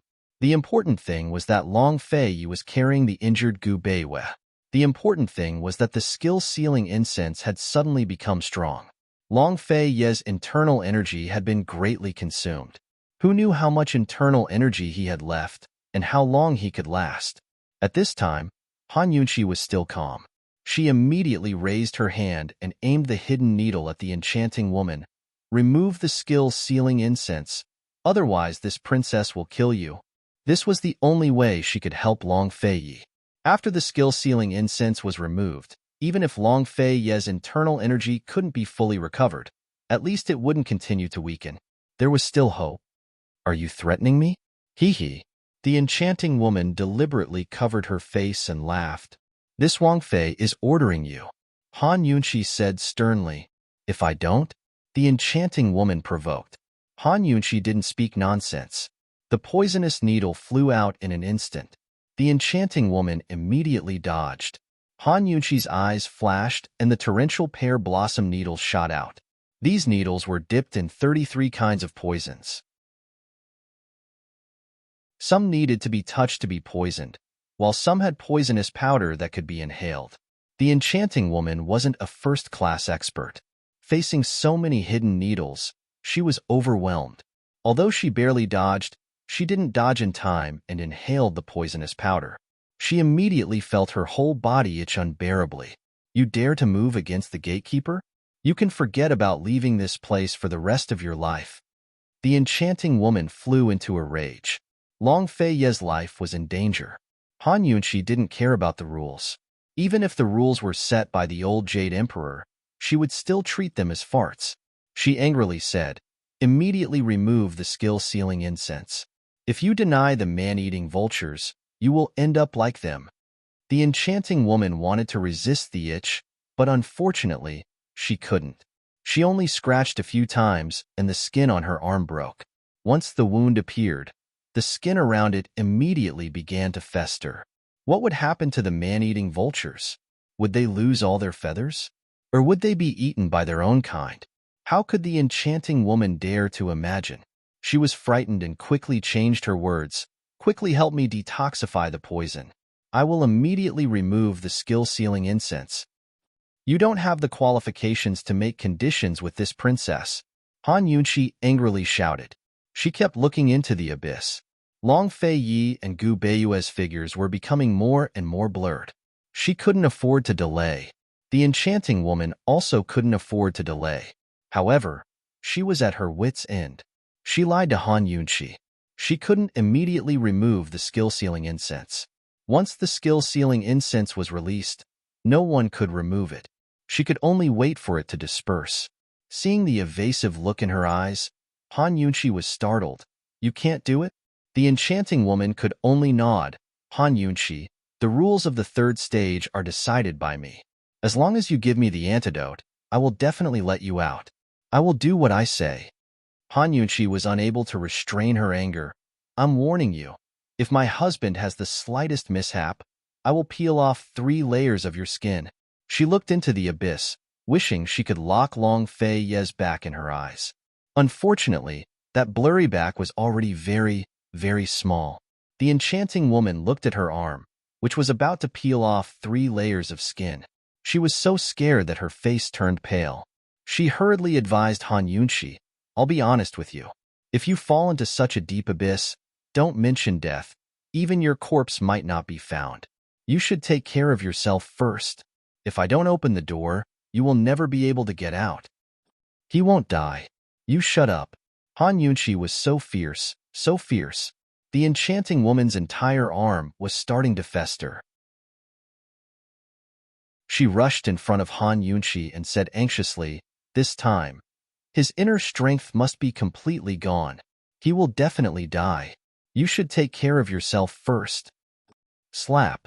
With a loud sound, Han Yunshi fiercely slapped the enchanting woman. You hit me. The enchanting woman was furious.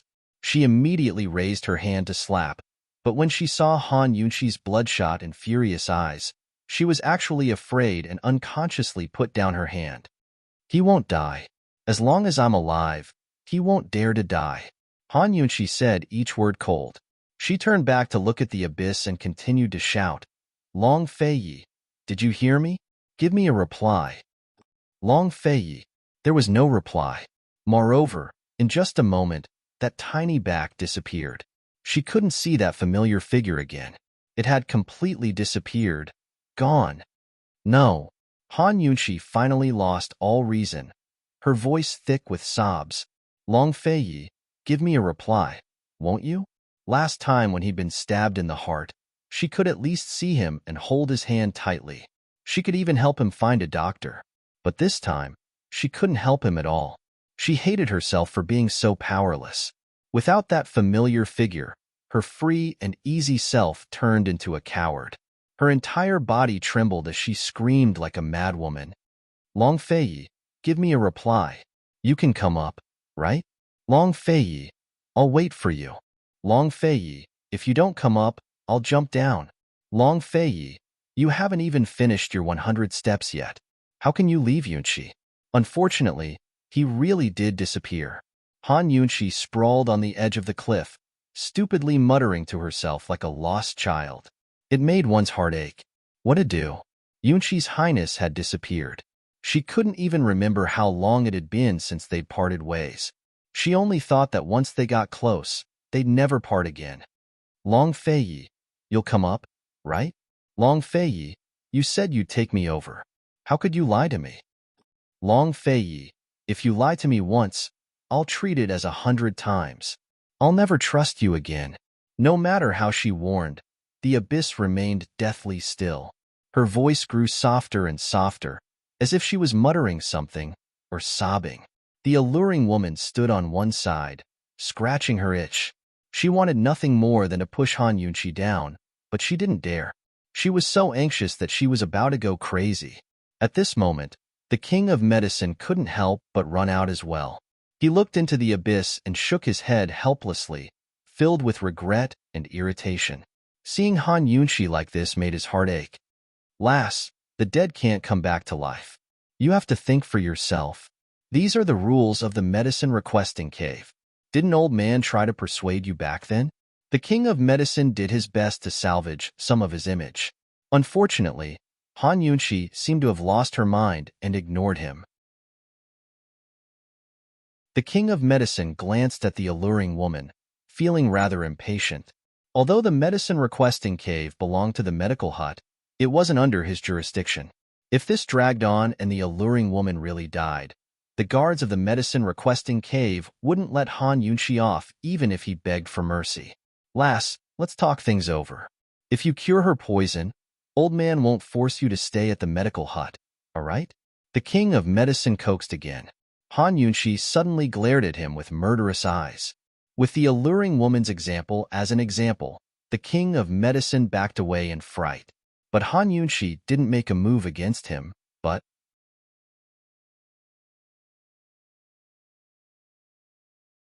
Chapter 627. Han Yunshi didn't attack the king of medicine. Instead, she turned around and jumped into the abyss. Long Fei didn't come up, so she went down to look for him. On the yellow spring road, beside the river of forgetfulness, at the bridge of helplessness, she went to look for him. The king of medicine was anxious. He reached out to pull her back, but he was too far away and couldn't make it in time. He could only watch as Han Yunshi jumped down. No. The king of medicine cried out in pain. He really regretted it. The enchanting woman also chased after them. If Han Yunshi fell to her death, who would help her detoxify? What about her? However, at this moment, a shadow suddenly flew out of the abyss towards the opposite shore. The two of them looked carefully and found that it was Gu Beiwei who was sitting in a wheelchair. He was thrown out of the abyss and was in midair. Just as he was about to fall again, a long whip was thrown out of the abyss and hit the wheelchair hard. God knows how heavy the whip was. It actually pushed the wheelchair and brought Gu Beiwei to the opposite cliff. Bang! With a loud noise, Gu Beiwei fell to the ground with his chair. He shook a few times before he could stabilize himself. The little thing bounced up and down on his body. It was so dizzy that it couldn't even stand properly. No one knew what happened to them in the abyss. However, that whip must have been used by Long Fei. They didn't die? How could it be? The king of medicine was stunned. The enchanting woman was also shocked. She was so shocked that she forgot to scratch her itch. Impossible. He can't have internal energy. Impossible. The concentration of the skill sealing incense was enough to make anyone's internal energy disappear in the time it took to drink a cup of tea. Where did Long Fei get his internal energy? And it was so strong? Even if there was no skill sealing incense, no matter how powerful an expert was, it was impossible to use such strength in the abyss where there was nowhere to borrow strength. How did Long Fei do it? He was actually able to push Gu Beiwei up, and with just one whip, he sent Gu Beiwei flying halfway. If he had this kind of power earlier, he would have used it earlier. What was going on? The king of medicine and the enchanting woman were both shocked. They couldn't figure it out no matter how much they thought about it. They all looked into the abyss and saw Long Fei carrying Han Yunshi and flying out from the abyss. Was this man a god? The two of them were dumbstruck. A long whip suddenly lashed out fiercely. They were so shocked that they hurriedly retreated. The enchanting woman missed her step and fell directly to the ground. Only when the Long Fei's whip shot up did they see clearly that there was a long sword wrapped around the tip of the whip. The long whip flew out of the abyss in a parabola. The long sword stabbed into the ground and fixed itself on the ground. Meanwhile, Long Fei pulled on the long whip tightly and carried Han Yunshi as he soared into the sky. He rushed out of the abyss and into the sky. It was done in one go, truly domineering. He carried Han Yunshi horizontally and spun to the ground. Her dress fluttered in the wind, looking exceptionally romantic. The king of medicine, the enchanting woman, and even Gu Beiwei and the little thing opposite them were all shocked. Long Fei frowned as he stared at Han Yunshi. He asked coldly, "Why did you jump down? Do you want to die?" "To find you." Han Yunshi was still in a daze and hadn't come back to her senses. She was really frightened. "Stupid woman." Long Fei looked displeased. Unexpectedly, Han Yunshi suddenly hugged his neck with both hands and cried, "Long Fei, you're not dead. Boo-hoo. You're not dead. You're not dead." Long Fei still wanted to teach her a lesson, but when he heard Han Yunshi crying, he was at a loss. A trace of panic even flashed across his cold face. When this woman cried, his world was in chaos. Han Yunshi was hugging him so tightly that he had no choice but to lower his head so she could hug him. Han Yunshi was sobbing so hard that her snot and tears were all over his face. As a clean freak, he could only let the tears and snot smear them all over his chest. Han Yunshi was still trembling. His heart had always been hard and cold, but now it was throbbing with pain. However, he didn't ask her not to cry. Instead, he allowed her to vent. He knew that this time, she was really frightened. He had never cried since he was very, very young, and he wouldn't cry again. However, he knew that crying would make him feel better. Just like that, the entire cave was silent. Only Han Yunqi's low sobs could be heard. She buried her head in Long Fei Ye's chest, and her cries reached his heart. Gu Beiwei watched from a distance as he listened. His heart ached as well, but he also felt a faint sense of helplessness. Earlier he and Long Fei Yi both heard Han Yunqi's voice, but the situation was too urgent, so they were unable to respond to her. From the start till the end, she only called out one name, Long Fei Yi. Silly lass. Gu Beiwei laughed helplessly. He gently stroked the little thing and recalled the scene at the bottom of the abyss. When he and Long Fei Yi fell, the skill sealing incense suddenly became very strong. Long Fei Yi knew that he couldn't do it, so he gave up and rushed up. He tried his best to maintain his balance and land safely. That way, he would at least have a chance to save his life. But the skill sealing incense quickly sealed all his inner strength. Gu Beiwei remembered clearly that once the skill sealing incense became strong, Long Fei Yi instantly lost all his strength and brought him down rapidly. However, he also didn't know what happened. He only felt that Long Fei Ye's body exploded with a strong qi. Then he seemed to have recovered. He actually pulled the wheelchair and steadily stopped in the abyss. Long Fei Yi seemed to be adjusting the inner strength in his body. After stopping for a while, he shook him out of the abyss. Then he added another whip and sent him back up. He was sure that Long Fei Ye's inner strength was different from before. It was far stronger than before. This guy's inner strength was originally very strong and domineering. It was rare. Now his inner strength was even more terrifying. Gu Beiwei pondered. Could it be that this was not inner strength, but a power sealed in Long Fei Ye's body? In a moment of desperation, Long Fei Yi could only remove the seal? Thinking of this, Gu Beiwei looked at the sword that was still stabbed into the ground. Long Fei Yi had the strength to push him and his wheelchair out of the abyss, but he couldn't carry Han Yunqi up. He had to use the whip to borrow strength from the cliff. It seemed that he would have to pay the price immediately for removing the seal. Otherwise, he wouldn't have needed to rely on external forces if it was just one at the front and one at the back. Gu Beiwei was basically certain that Long Fei Ye's body was hiding a secret. His swordsmanship came from Tianshan Kinzo, but his whip skills were unknown. Did this sealed power come from Tianshan Kinzo, or was it related to his whip skills? At this time, Han Yunqi had stopped crying. Instead, she was laughing. Looking at Long Fei Yi in front of her, she laughed foolishly with tears in her eyes.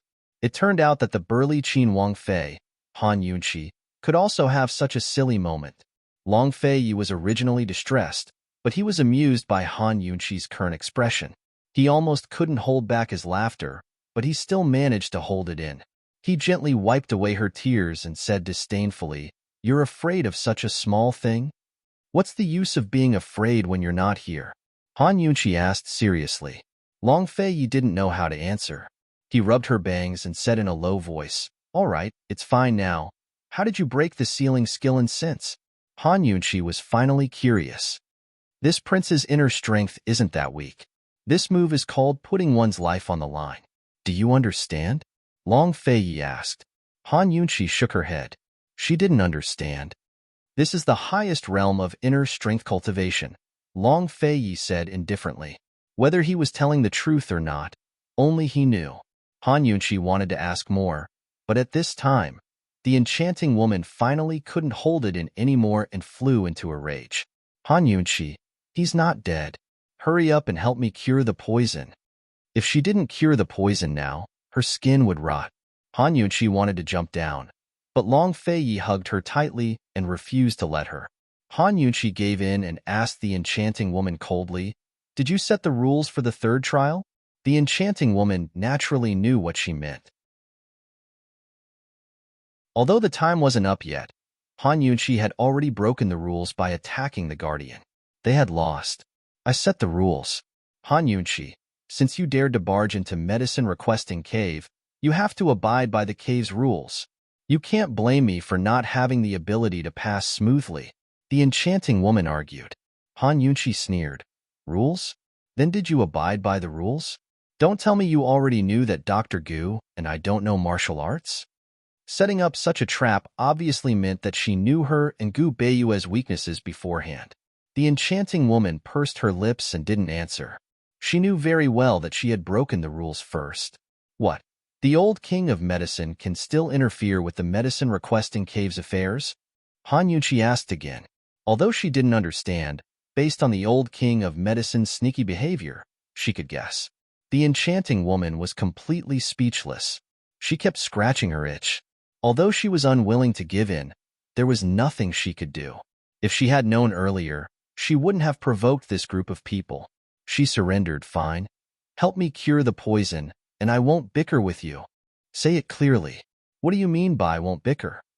Han Yunqi was still cautious. I'll take it that you didn't attack me. Deal. The enchanting woman said reluctantly. Only then did Han Yunqi give her the antidote. Long Fei carried her, turned around, and flew out. This time, he used the long whip. Halfway through, he used the long whip to fling out the long sword, piercing it into the cliff before flying over. Although his inner strength seemed to be better than before, it was far from the strength that erupted from the cliff just now. Gu Beiyue had been observing all along. However, once Long Fei Yi and Han Yunqi landed, Gu Beiyue retracted his gaze. Finally, they were all here. Behind them was the stone door. The enchanting woman and the old king of medicine were opposite. The old king of medicine seemed to be guilty and had long disappeared. The enchanting woman took the antidote and felt much better. However, how could she be willing to suffer such a big loss? She looked at Han Yunqi and the others from afar, not saying a word. Aren't you going to open the door? Han Yunqi asked loudly. Who told you that it's over? I'll go out and open the door myself. The enchanting woman sneered. She was unwilling to let it go. She had to activate the mechanism and make Han Yunqi and the others wait. Han Yunqi was about to join forces with Long Fei Yi to deal with her. At this time, the little thing suddenly jumped onto the stone door and started chewing crazily. They had agreed to advance and retreat together. The little thing had always wanted to help, but it couldn't find an opportunity. Now that it could finally do something, it had to seize the opportunity. What stone door? It couldn't stop it. Sure enough, not long after, the huge stone door turned into a pile of powder. The enchanting woman was completely dumbfounded. Who were these people? Even the squirrel they brought was so scary. Han Yunqi and the others couldn't be bothered with the enchanting woman anymore. The three of them carefully walked through the door.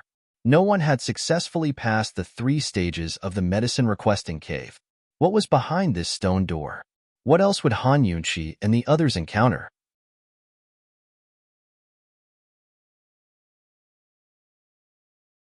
Chapter 628. The King of Medicine had said that those who successfully passed the 3 stages of the medicine-requesting cave could take away the medicine they requested. Now that Han Yunqi and the rest had passed the 3rd stone door, they should be able to get the medicine, right? Logically speaking, that should be the case. However, the enchanting woman did not explain anything, so Han Yunqi and the rest could not help but feel uneasy. After passing through the stone door, they still saw a dark passage. Other than the word medicine on the stone door, there were no other instructions. Han Yunqi and the rest could only continue forward. When their figures disappeared into the darkness, the King of Medicine appeared again. He was relieved that Han Yunqi and the rest were safe. If anything had happened to Han Yunqi today, he would have regretted it for the rest of his life. What do you think it's like inside? The King of Medicine asked in a low voice. Because no one had successfully passed the 3 stages of the medicine-requesting cave, the stone door had never been opened since it was set up. Even the King of Medicine, as the head of the medicine hut, did not know much about it. Although the medicine-requesting cave belonged to the medicine hut, it was the most special and independent existence of the medicine hut. If you don't know, how would I know? The enchanting woman was also very curious. She had been sent to the medicine hut to learn medicine when she was young. She had successfully passed the test and was allowed to stay. When she grew up, she was fortunate enough to become a gatekeeper of the medicine-requesting cave. However, Her understanding of the medicine requesting cave was even less than the king of medicines. She was only responsible for guarding the third stage. Let's go in and take a look, the king of medicine suggested. The enchanting woman immediately laughed. Old Yao, you must be joking. It's not like you don't know the rules of the medicine requesting cave. You should spare me. The enchanting woman had already broken the rules by colluding with the king of medicine to make things difficult for Han Yunqi. If she broke the rules again, she did not dare to imagine the consequences. She was about to leave when she turned back and sneered. Old Yao, Han Yunqi acknowledged you as her master in front of everyone. Don't lose such a good disciple.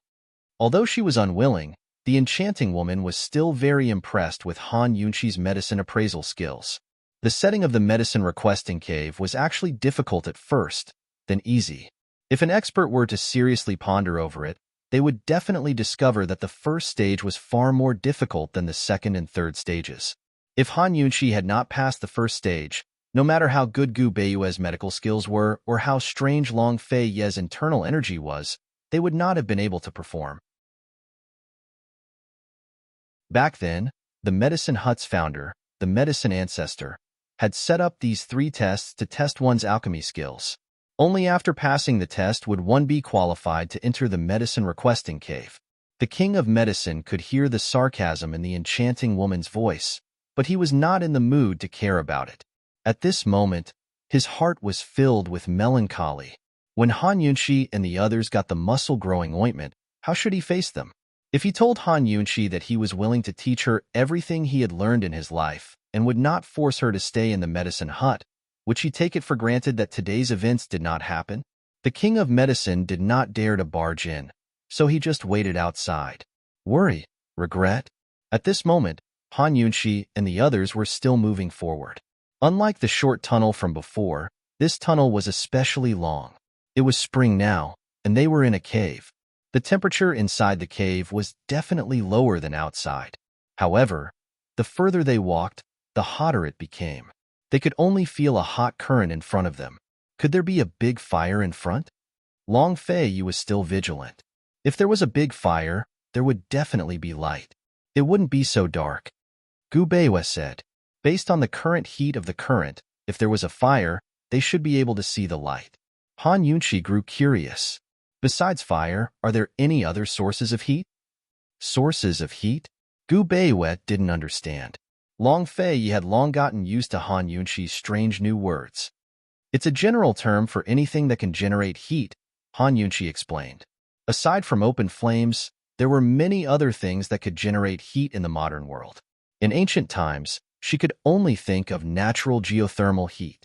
There were many ways to generate geothermal heat, such as steam or hot springs. If it was just these 2, it wouldn't be so frightening. Han Yunqi would most likely encounter molten lava. They'd already passed the 3 trials, so the medicine requesting cave wouldn't go back on their word and make things difficult for them, right? If there's nothing that can generate heat with open flames, then it's hard to say. The world is so big. Nothing is too strange, Gu Beiyue said mildly. His words reminded Han Yunqi of something. After all, there were plenty of things in Cloud Realm continent that she couldn't explain with science, so there was no point in analyzing them. They'd find out once they reached the front. There seemed to be a long way to go. In the silence, Han Yunqi spoke up first. Dr. Gu, your medical skills aren't just at the 5th rank, right? She'd long wanted to know if this guy could treat half-day cough. This one never went to the medical academy to take the advancement exams, so I'm not sure what rank I'm at now.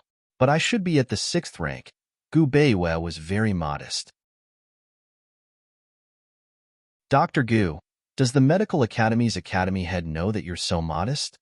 Han Yunqi teased. Even academy head Gu couldn't treat whooping cough, but Gu Beiyue could write down the correct prescription on his first try. He had to be at the 7th rank at the very least. Most likely, academy head Gu didn't test the medicine himself. Otherwise, this illness would be a small matter to him. Esteemed Wang Fei knows as well that the prescription is just a little complicated, but the ingredients used aren't unorthodox. Han Yunqi agreed with Gu Beiyue's explanation. If he needed unorthodox ingredients, her detox system might not have all of them. In this way, the second round wasn't as difficult as the first round. Esteemed Wang Fei, This one is puzzled. How did you happen to have those 17 ingredients in your hands? Gu Beiwe had been holding back for a long time. It was very normal for people in the medical world to carry medicine with them. Doctors would have medical kits and medicine boxes, and pharmacists would have medicine boxes and medicine bags. However, those 17 ingredients were all cough medicines and belonged to the same category. Normally, they wouldn't be used at the same time, so no one would carry all of them with them. Strangest of all, Han Yunxi had brought along medicinal powders that could be taken immediately after being boiled. Although he wasn't a pharmacist, Gu Beiwe was still well aware of many pharmaceutical principles. Not every medicine could be ground into powder and taken directly. Some medicines needed to be processed before they were ground into powder, and some needed to be processed after they were ground. Moreover, different prescriptions had different ways of processing the medicine. He could taste it when he drank the medicine. Han Yunxi's powders had been processed according to the prescription. How could such a thing be a coincidence? Gu Beiwe didn't voice out the real doubts in his heart, but Han Yunxi knew that this matter couldn't be concealed. She had no choice but to take out so many powders in front of everyone. There was nothing she could do. She glanced at Long Feiyi from the corner of her eye. Seeing that guy's expressionless face and silent, she knew that he was also waiting for an answer. She didn't mean to hide the matter of her transmigration. It was very difficult to explain, and she didn't even know how she transmigrated. So how could she explain it to them? As for her high-tech detox system, it was even harder to explain. She estimated that even if she explained for 3 days and 3 nights, they would still have a lot of questions. She didn't want to find trouble for herself. Han Yunxi pondered for a moment and answered, "This isn't a coincidence. There's a secret." When she said this, Long Feiyi immediately looked over. Han Yunxi curled her finger and beckoned him over with a smile. "It's a secret. Speak softly." Long Feiyi's expression was cold, but his actions were very obedient. He immediately drew closer. Han Yunxi pulled him closer to Gu Beiwe and whispered, "Because I inherited the poison sect's poison storage space." Han Yunxi explained the poison sect's poison storage space in a concise manner. However, she described the detox system's special functions as the poison storage space. In reality, the poison storage space only stored poisons. Only the detox system could store medicines and identify them. With this explanation, Long Feiyi and Gu Beiwe both understood. They were both surprised and delighted. Long Feiyi stroked Han Yunxi's bangs. "You've grown wings now. You dare to hide good things from this prince?" Han Yunxi's smile was very stiff. "I only fully opened the space recently and figured it out. I was still confused before. I had to figure it out first before telling you." "What's the latest time?" Long Fei asked next. "When I went to the poison sect's altar," Han Yunxi replied. "Recently?" Long Feiyi's voice changed. Han Yunxi smiled apologetically. "I was afraid you wouldn't believe me, but I found it quite unbelievable myself." Seeing Han Yunxi pressed so hard, Gu Beiwe suddenly exclaimed, "Esteemed Wang Fei, does that mean Lady Tianxin is from the poison sect?" He was clearly trying to save the situation. So Long Fei didn't pursue Han Yunxi any further. Han Yunxi wanted nothing more than for someone to help her out of this predicament. She hastily replied to Gu Beiwe, "I'm not related to the Han family by blood. My mother married Han Kongan because she was pregnant with me. My mother is Mu Xian of Medicine City's Mu family. My father is from the poison sect." She had inexplicably trusted Gu Beiwe a long time ago and didn't hide many things from him. Now, she trusted him even more. Gu Beiwe was an absolute actor. He was startled at first, then hastily bowed. "Don't worry, esteemed Wang Fei. This one will definitely not say a word about this matter." Long Feiyi sneered from the side. He didn't know why someone as smart as Han Yunxi would trust Gu Beiwe so much. Han Yunxi simply trusted him so much that she nodded without saying anything else. "This one has heard that pill masters can cultivate a medicine storage space, but I didn't expect the poison sect to have such a good thing as well." Esteemed Wang Fei didn't need to cultivate and inherited it. "It's truly a great fortune." Gu Beiwe sighed with emotion. Long Feiyi agreed with these words. Being a remnant of the poison sect had brought Han Yunxi a lot of trouble, but at the very least, they'd given her something good as compensation.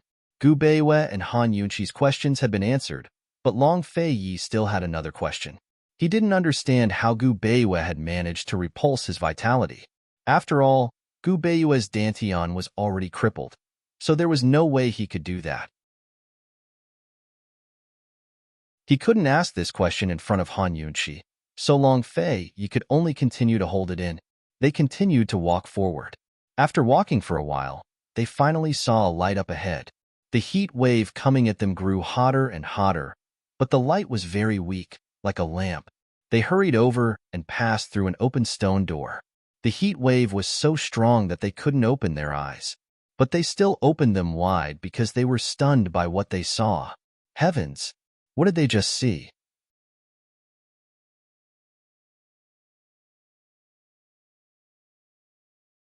Chapter 629. What did Han Yunqi and the rest see? They saw a giant bronze furnace standing right in front of them. It was at least 10 meters tall, dignified, and exuded an aura of antiquity. It looked very much like a Taoist furnace for refining pills. It had 3 levels, each with 3 arched doors. Even someone as tall as Long Fei Yi could pass through them easily.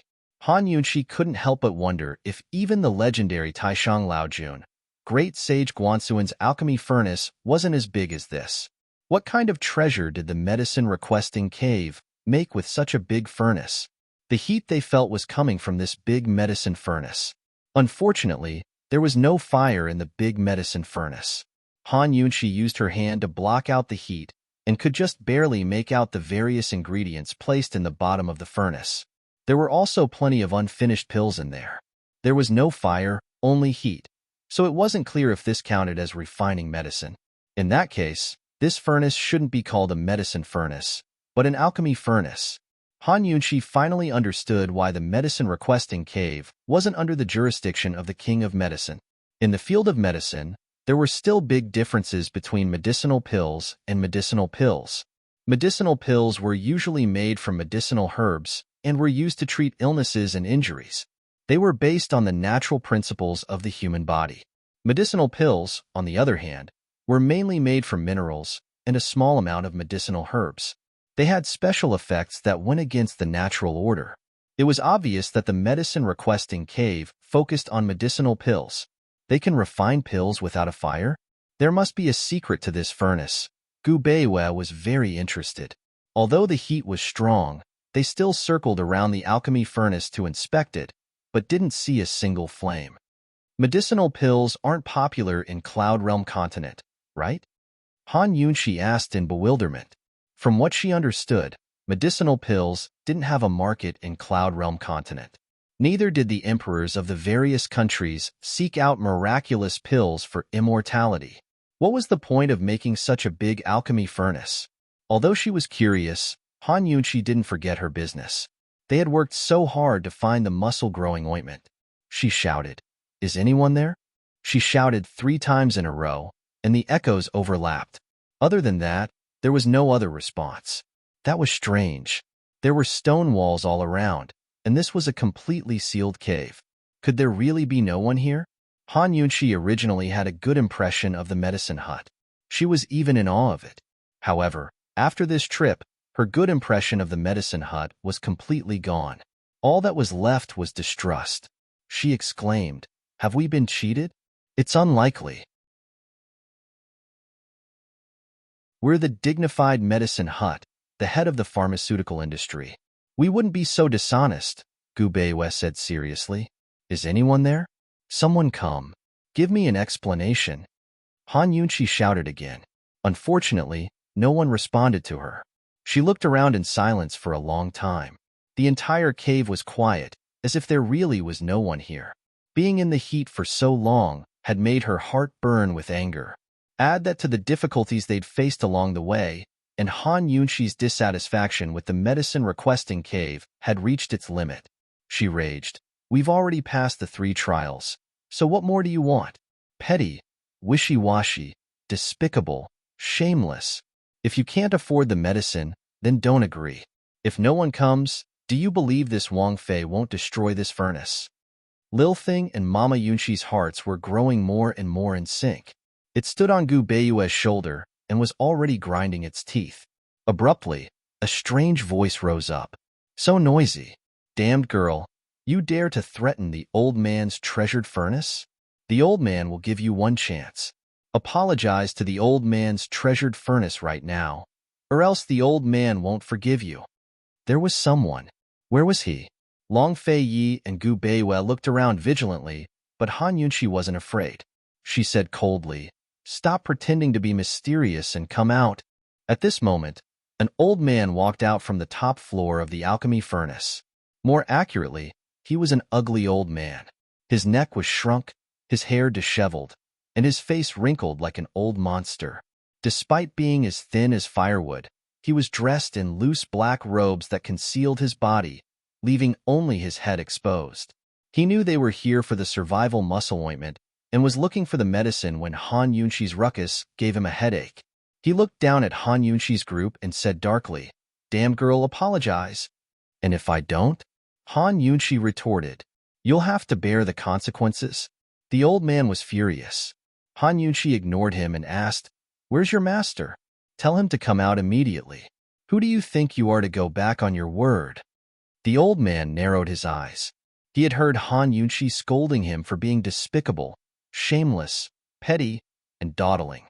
He asked coldly, "What medicine are you here for?" "Muscle growth ointment." Han Yunqi answered. "Wait."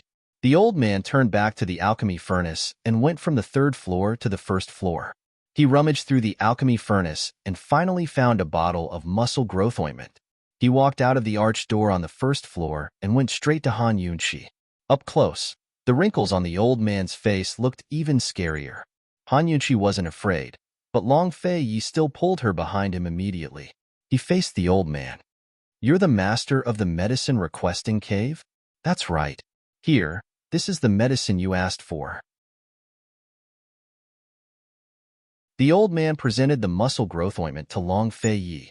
His palm was so thin that only bones were left. His fingernails were longer than his fingers and were covered in medicinal stains. He said, "You're quite capable to be able to pass the 3 stages. Hee, since you're here today, old man can even afford spirit pills, let alone a mere muscle growth ointment." Long Fei Yi, who was a germaphobe, felt disgusted at the sight of the old man's hand. He picked up the muscle growth ointment with 2 fingers and didn't throw it to Han Yunqi. Instead, he threw it to Gu Beiwei and pushed Gu Beiwei away. Han Yunqi naturally wanted to leave. She had already gotten what she wanted, so what was the point of talking so much? Besides, it was so hot here.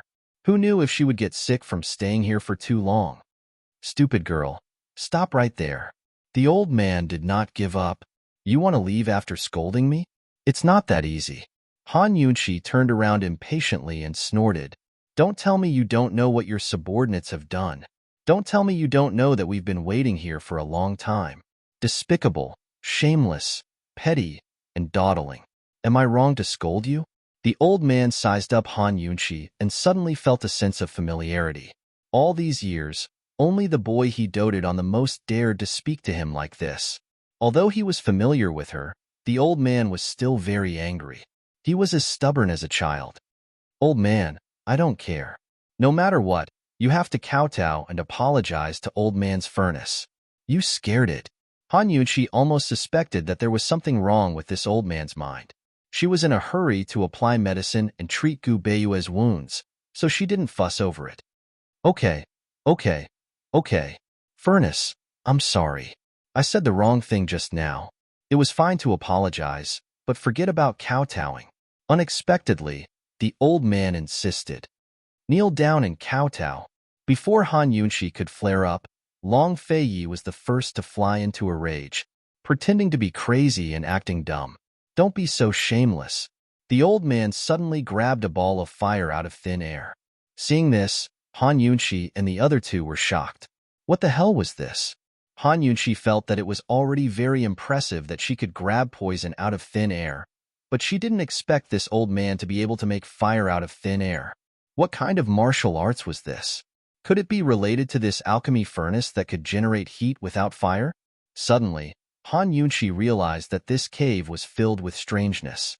Even the fire in the old man's hand was very strange. It was different from ordinary flames. Whoever passed the first round of medicine appraisal, stand aside, the old man said in annoyance. It seemed like he was going to let go of the person who passed the first round. Han Yunshi stepped out from behind Long Fei Yi. It was me.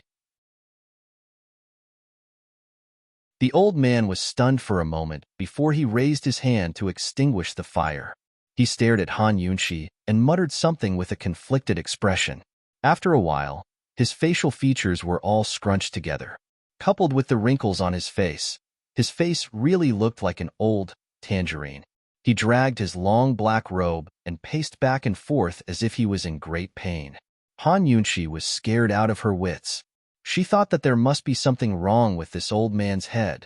No matter how powerful a person was, they weren't scary. Lunatics were the scariest because you couldn't predict what they would do. Gu Beiwei and Long Fei Yi frowned as they watched. Both of them thought of the same person, medicine fiend Gu Qi Sha. Although there were many differences, there were still some similarities. Therefore, in their opinion, this old man was either pretending to be crazy or had a strange temper. No matter what it was, they didn't have time to waste here. They had to leave as soon as possible. This place was very strange and not a place to stay for long. Let's go, Long Fei Yi said in a low voice.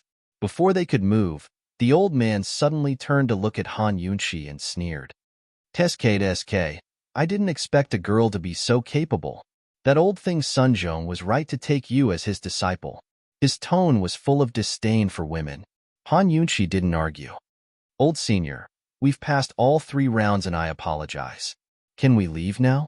Han Yunshi had already secretly decided that if the old man made things difficult for them again, she would let the little thing out and eat all his medicinal pills, not leaving a single one behind.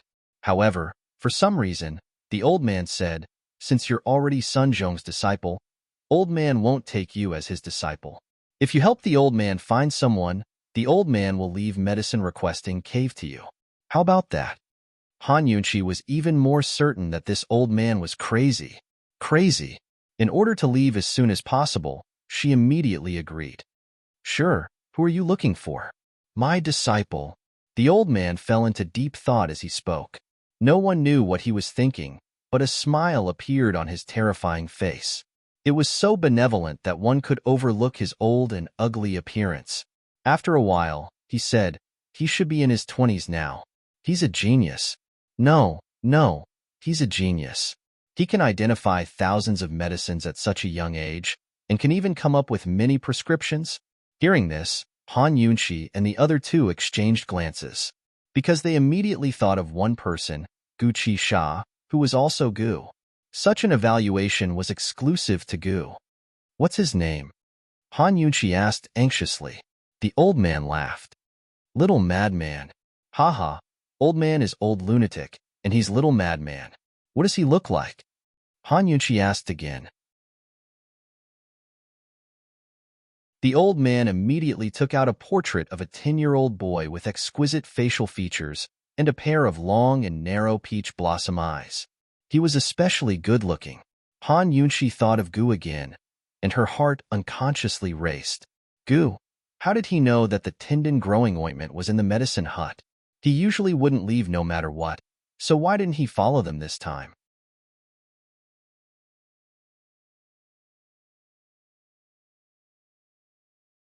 Chapter 630. Thinking of Gu's abnormality this time and looking at the little boy's long, narrow, and beautiful peach blossom eyes in the portrait, Han Yunshi couldn't help but suspect Gu.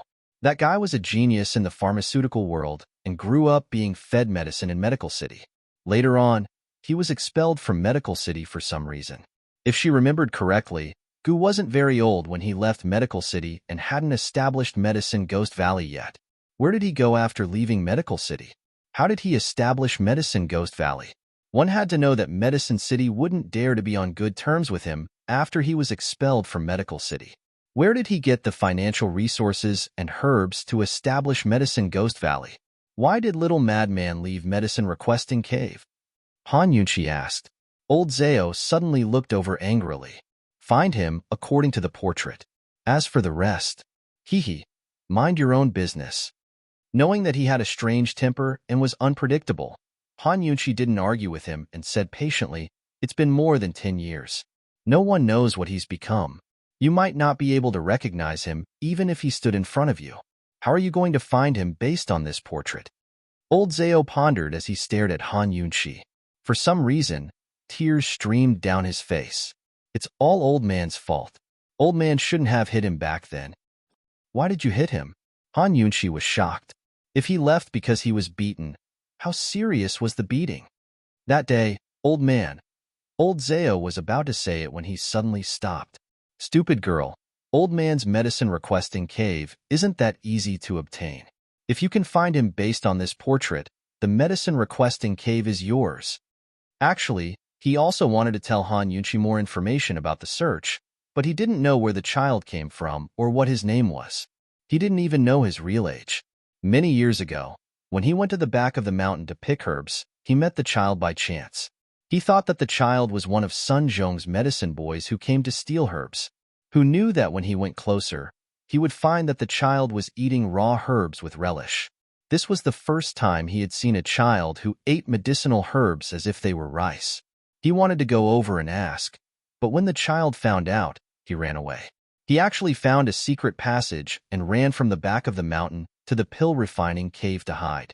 He was the only one who knew about the secret passageway to the pill refining cave. It was only for him to enter and exit when he was gathering herbs. He couldn't figure out how that child had managed to find it. He didn't believe in coincidences. He closed the exit of the secret passage and trapped the child in the alchemy cave. He patiently confronted the child for 3 days and 3 nights. In the end, the child finally surrendered and said that he wanted to eat.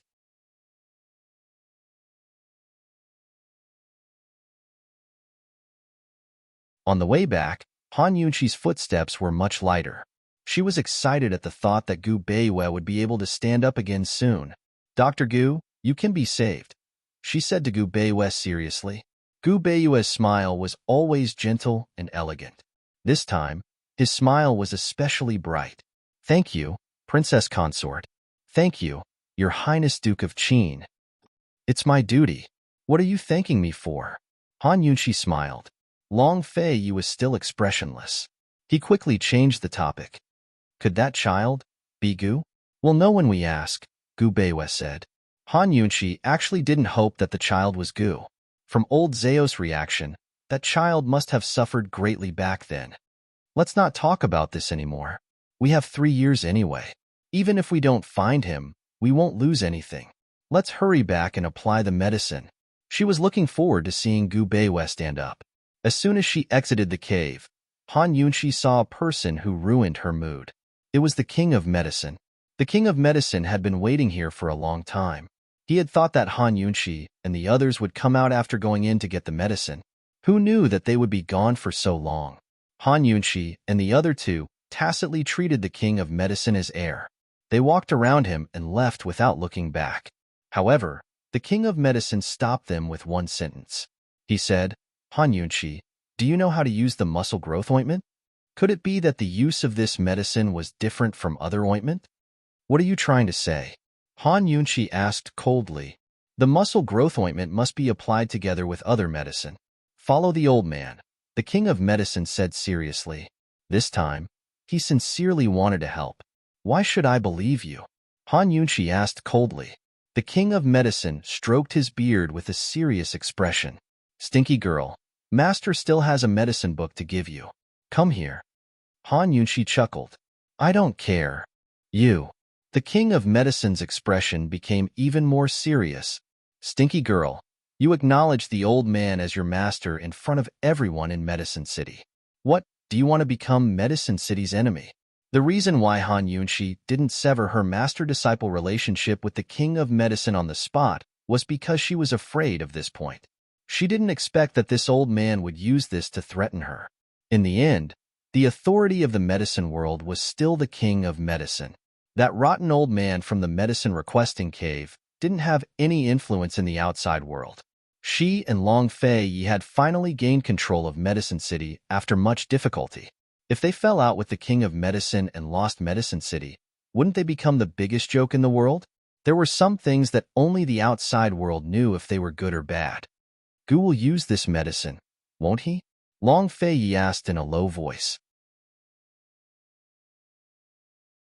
If the king of medicine insisted on keeping Han Yunxi, not to mention Medicine City, even if he had to lose 10 medicine cities, he would still take her away.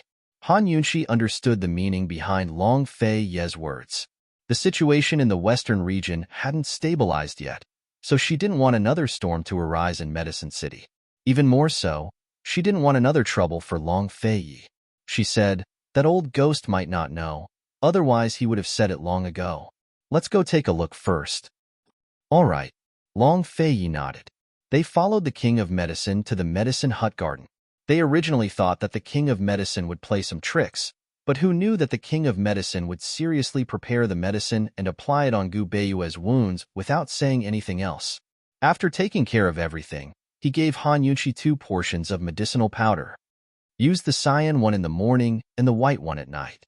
Mix them together with the muscle growth ointment. Remember, you must use warm water. Apply it to the wounds in the morning and in the evening. After the medicine is used up, you will fully recover after 100 days of rest. Han Yunxi looked suspiciously at Gu Beiyue. Seeing Gu Beiyue nod, she accepted the 2 portions of medicine. The king of medicine took out a wooden box and opened it for Han Yunxi to see. Inside was a set of ancient books with the word medicine in the title. With your talent, your master won't teach you step by step. Take this set of medicine books with you and read them. If you don't understand, you can write a letter to ask. This, in other words, he was willing to teach her medicine skills but would no longer force her to stay in the medicine hut? Could it be that the king of medicine had changed his mind? Unlike when she faced the disheveled old man previously, Han Yunxi accepted the medicine books without hesitation this time. All right. Although Han Yunxi was pleasantly surprised, Gu Beiyue wasn't surprised because Han Yunxi deserved these special cases. No matter who met her, they couldn't force her and could only be convinced. And Long Fei Yi, who had Han Yunxi, evaluated the king of medicine in his heart. Adapt to the circumstances. Just like that, Han Yunxi and the rest left the medicine hut in satisfaction. The king of medicine secretly rejoiced. Although Han Yunxi didn't give him a good look, as long as she accepted the medicine books, this master-disciple relationship would be real. The medicine hut needed this kind of disciple. As for the successor who would guard the medicine hut for him, he could only slowly search for that person. His Excellency Pill King had given Han Yunxi an extremely difficult medicine tome so that she could write to him more often. That way, he'd be able to ease their relationship as master and disciple. However, not long after Han Yunxi left the medicine hut, she sent someone to deliver a complete set of medicine books to Mu Linger. She thought that this set of books would be more valuable in Mu Linger's hands than in her own. Mu Linger was now the pillar of support for Pill Fiend Pharmacy. By the time they returned to Yaoshui Prefecture, the muscle-growing ointment had been used up. Gu Beiyue examined his wounds several times and confirmed that the ointment was effective. He only needed to rest in bed for 100 days to fully recover.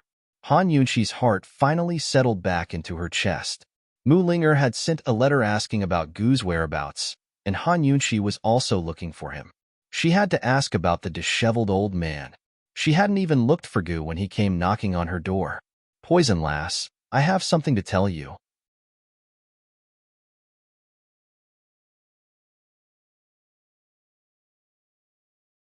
Chapter 631.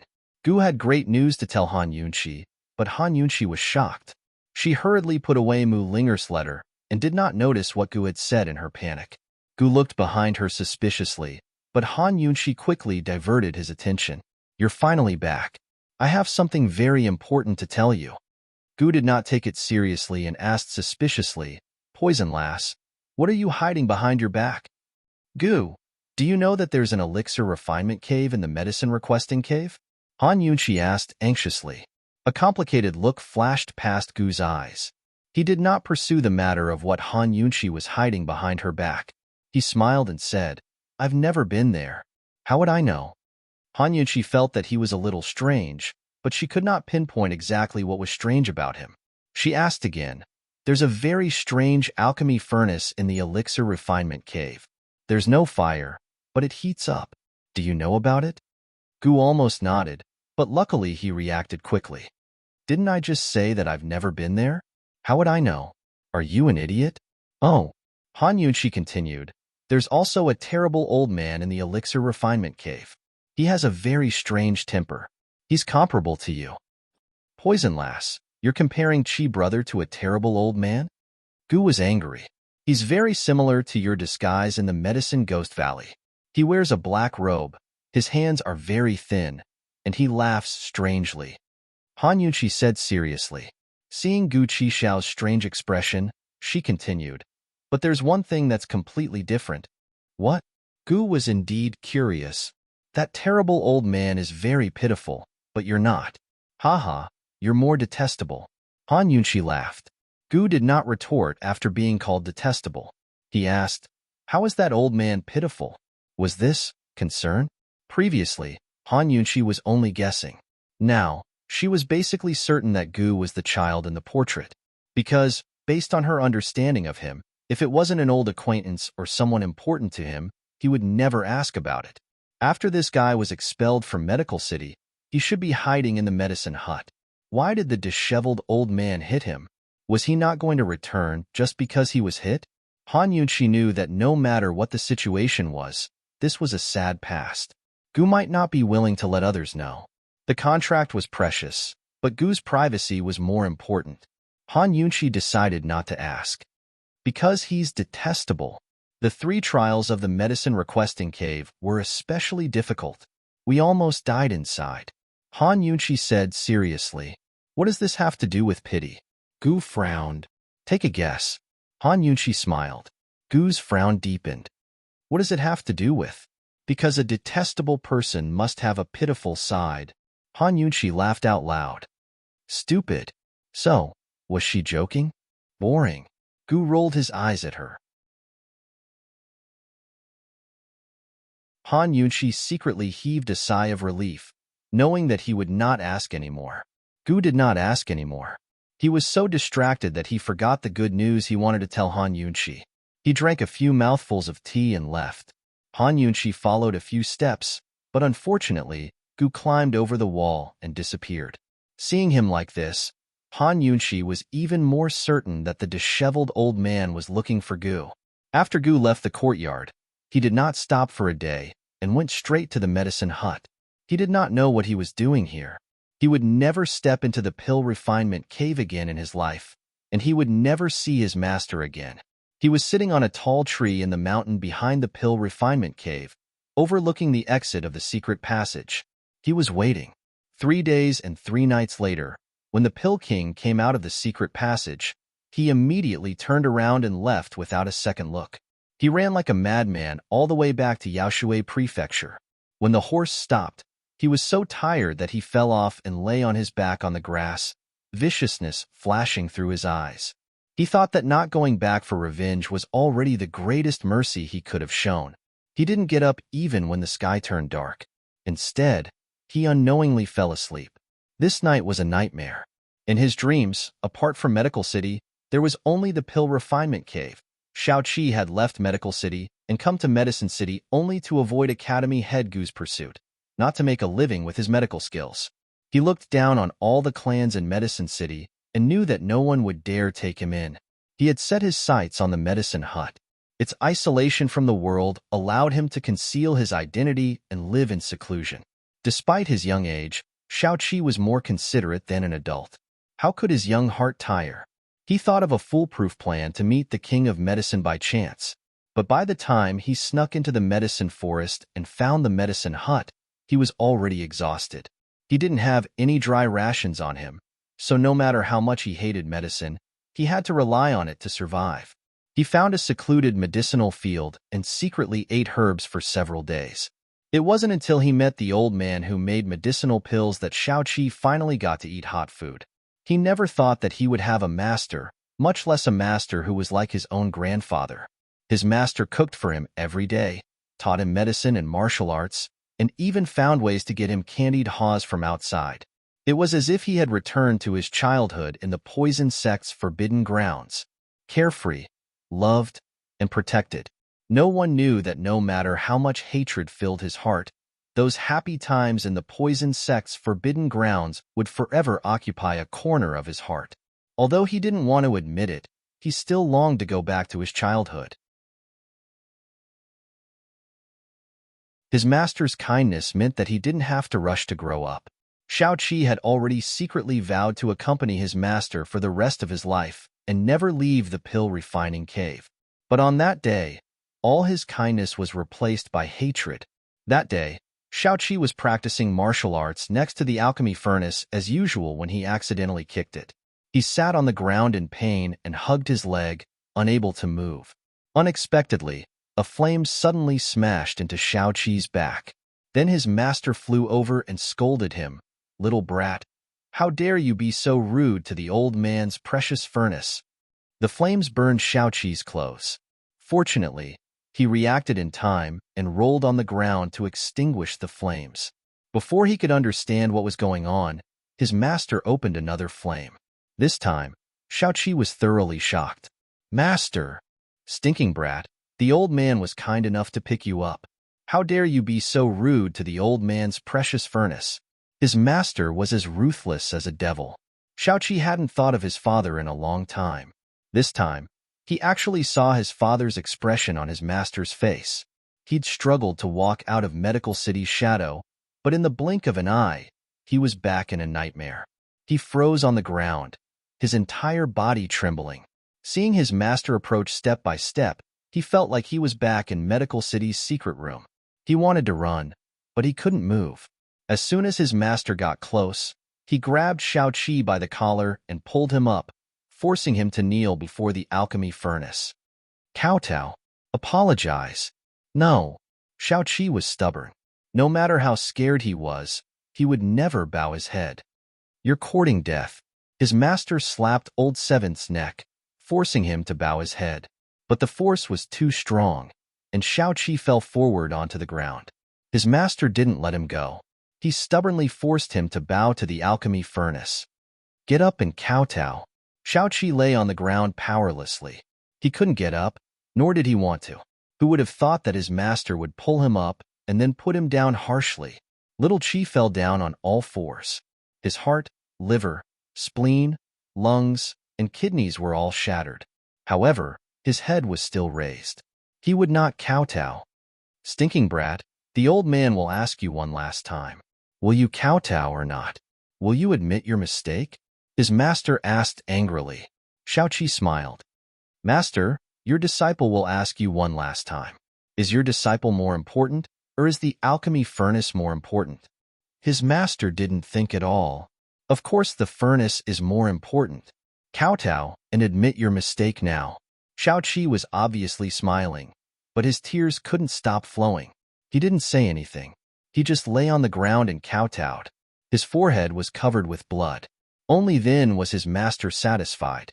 "You little brat, remember this for this old man. In the future, if you dare to be rude to the furnace, get out." The old man doesn't care about you. After he finished speaking, he staggered a few steps back. He couldn't stand steadily. He took the medicinal pills, so he couldn't control his temper. Unfortunately, Shao-Chi didn't see it. He flew back into the alchemy furnace. Shao-Chi lay on the ground. His eyes were empty, and he was in complete despair. It wasn't easy to give birth to hope from despair, but he suddenly found that he didn't have any reason to be strong. Shao-Chi didn't cry. He was laughing. He was laughing at himself for being so stupid, for being so greedy, and for not being able to grow up. He couldn't even rely on his biological father. How could he be so stupid to trust an old man? That night, his master fell asleep because of the medicinal pills. Shao-Chi stole all of his silver, all of his medicinal seeds, and left through a secret passage. When the sun shone on Gu's face, Gu immediately opened his eyes. He had completely forgotten what he had dreamed of last night. He raised his head and faced the sun. His lips curved into a smile that was even more brilliant than the sun. He jumped down from the tree and went straight to Long Fei Ye's courtyard. He had forgotten to tell Han Yunxi the good news yesterday. Of course, he had to hurry over and tell her. Han Yunxi had just woken up. She was drinking tea with Long Fei Yi and Gu Beiwei in the courtyard. After returning from the medicinal hut, They had been paying attention to the situation of the three powers in the West. Ning Chang had stepped forward to mediate the assassination of Empress Shui. He had invited Duanmu Yao to the Chu clan's barracks to investigate. The Chu clan had also expressed their willingness to cooperate. Han Yunxi and Long Feiyi discussed this matter. Gu Beiwei silently listened to them. Although Chu Tianyin hadn't arrived yet, he was still very confident in his own judgment. "Oh my, you're all here. Come, come, come. Let me tell you some good news." Gu chuckled. Unexpectedly, Tang Li suddenly scurried out from the side. His face was full of fear. "Duke of Qin, bad news. Bad news. What was going on?" Han Yunxi and the others looked at Gu, then at Tang Li. They suddenly didn't know whether to listen to the good news or the bad news first. However, Tang Li spoke before Gu could. "Duke of Qin, my father is here. Aunt Ru is also here." Tang Zijin and Aunt Ru? Why had they come to Yaoshui Prefecture at this time? Had they come directly to take Tang Li away? Han Yunxi was puzzled. Long Fei didn't think much of it. He asked Gu, what good news?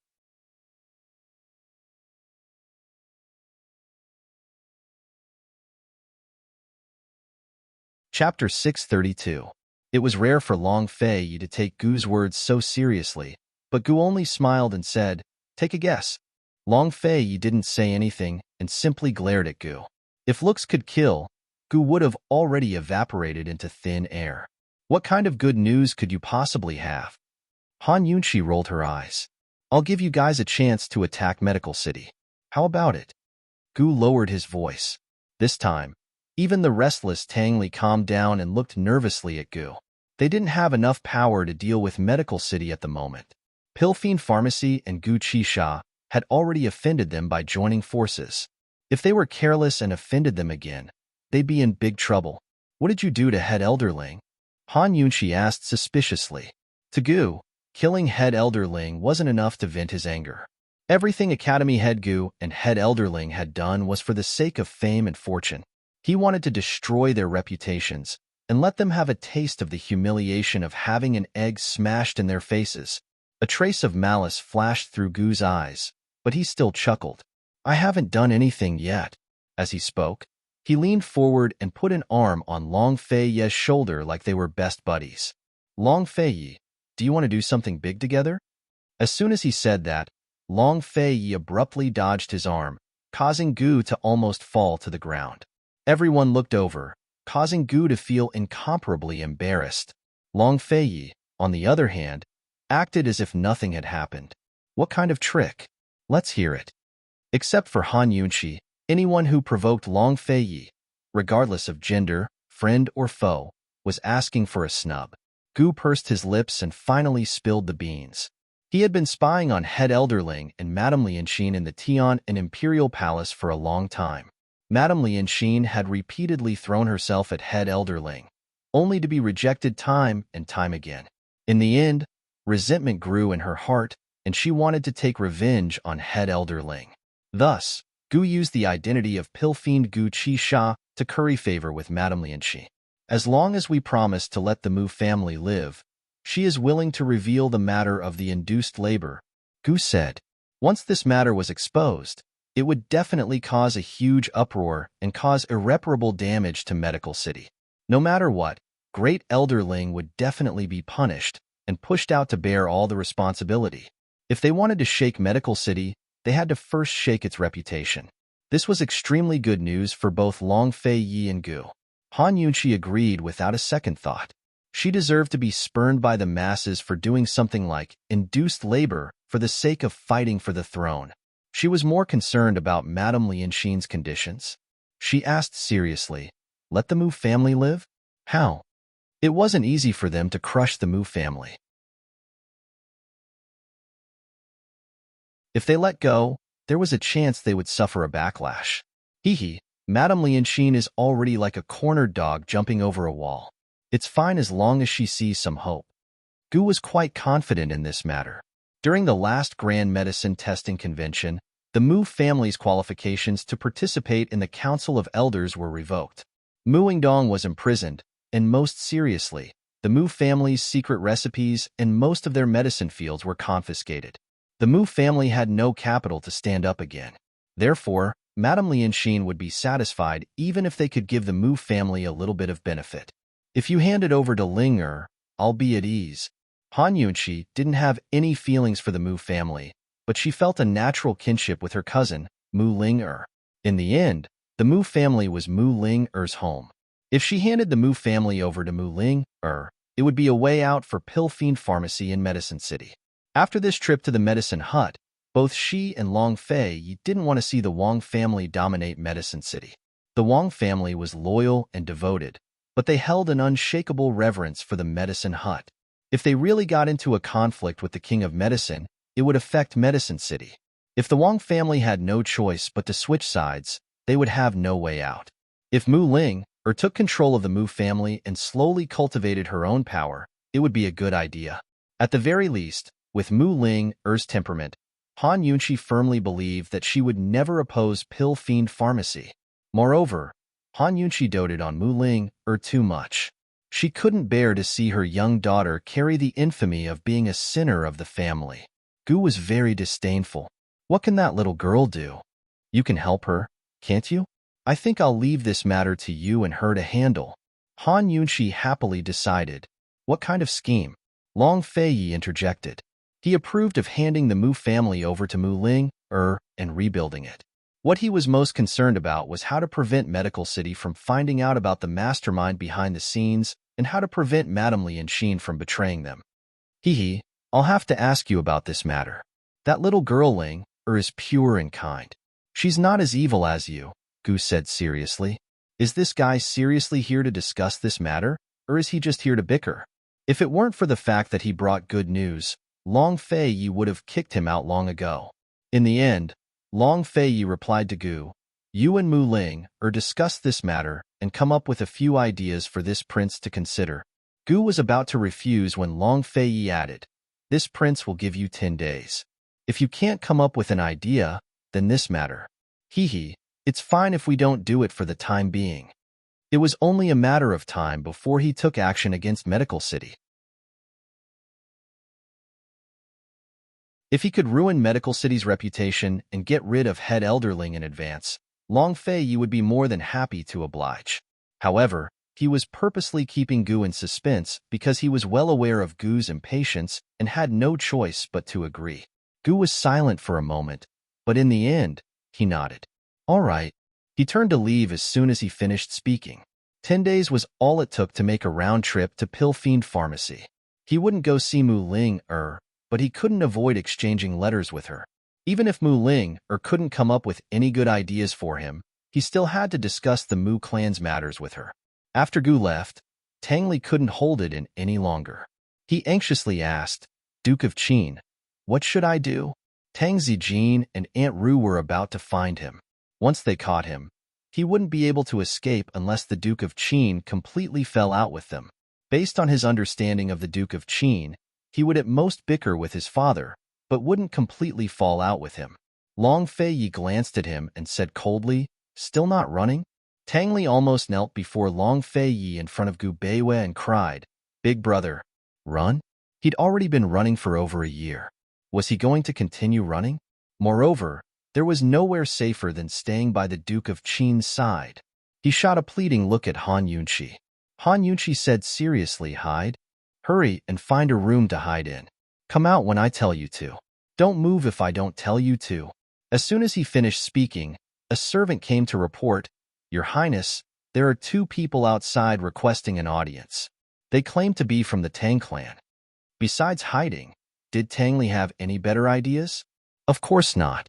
He cupped his fists at Han Yunqi, then hurriedly fled through the back door. Take them to the guest hall, Long Fei ordered. Your Highness Duke of Qin, esteemed Wang Fei, this one is tired. I'll be going back to rest. Gu Beiwei retreated. A complicated look flitted through Han Yunqi's eyes. She probed, should I go take a look at Tang Li? Long Fei didn't reply. He pulled her up by the hand and led her to the guest hall. Han Yunqi was instantly overjoyed. This guy was finally not avoiding her when it came to the Tang clan's matters. She turned her head to sneak a peek. Suddenly, she discovered that Long Fei's profile was especially handsome. When they arrived at the guest hall, Tang Zijin and Aunt Ru had just been brought in by servants. After not seeing Aunt Ru for a long time, Han Yunxi discovered that she was still as domineering as before. However, there was a hint of hardship on her face. She'd probably been busy searching for Tang Li for over a year. As for Tang Zijin, this was Han Yunxi's first time meeting him. Because of her previous bad impression of him, even though Tang Zijin was well-dressed and had a dignified appearance, Han Yunxi only thought of him as a sanctimonious person. Her heart was calm. She was here as a guest, not to meddle in the Tang clan's affairs. When Aunt Ru and Tang Zijin saw Han Yunxi, their hearts surged with tempestuous waves. When Aunt Ru had overheard that Han Yunxi was involved with the Shadow Clan, she still hadn't found out the truth. But just that fact alone was enough to make her and Tang Zijin want to kill Han Yunxi. But today, they were here for Tang Li. Han Yunxi's matters could only be discussed at length. Two elders, did you find me for something? Long Fei was neither cold nor warm. Tang Zijin sighed a few times and hesitated to speak. In the end, it was Aunt Ru who spoke up. Fei, is Lier with you? She was just now, but she should have run far away by now. Long Fei's words sounded like the truth. Aunt Ru and Tang Zijin grew nervous. Where did she run off to? Long Fei turned to Han Yunxi. Does beloved consort know? Beloved consort. Han Yunxi was caught off guard. She stared blankly at Long Fei, not knowing what to say. She had completely forgotten his question. Long Fei allowed her to stare as his lips quirked up into a calm and collected smile. Your Highness Duke of Qin, is it really all right to show off your love in a place like this? Tang Zijin and Aunt Ru were about to die from anxiety. Fei, Tang Li's running away from the marriage has caused a huge ruckus. Old man can't even clean up the mess. You should hurry up and hand him over. Tang Zijin told the truth. The bride's side had already forced her way to the Tang clan. If they still couldn't find Tang Li, they would make the Tang clan pay the price. Could it be that the head of the Tang clan can't bear the consequences of ruining an engagement?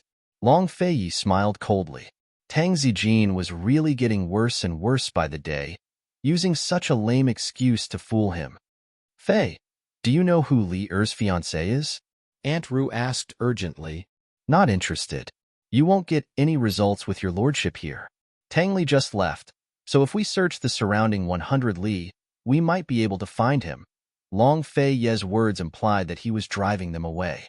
But Aunt Ru suddenly revealed a shocking piece of news. Fei, Li Er's fiancé is from Celestial Mountain. Long Fei grew angry at these words. He slammed the table and stood up. Han Yunxi was given a fright. It had been a long time since she'd seen Long Fei so angry. She was stunned as well. She never expected Tang Zijin to hook up with someone from Celestial Mountain. Was there a hole in his head? Long Fei was already a disciple of Tianshan Kinzo, so the Tang clan had no reason to form a marriage alliance with Celestial Mountain. Judging from his and Aunt Ru's panicked expressions, the bride's side couldn't be any ordinary girl from Celestial Mountain. Who is Celestial Mountain? Long Fei asked coldly.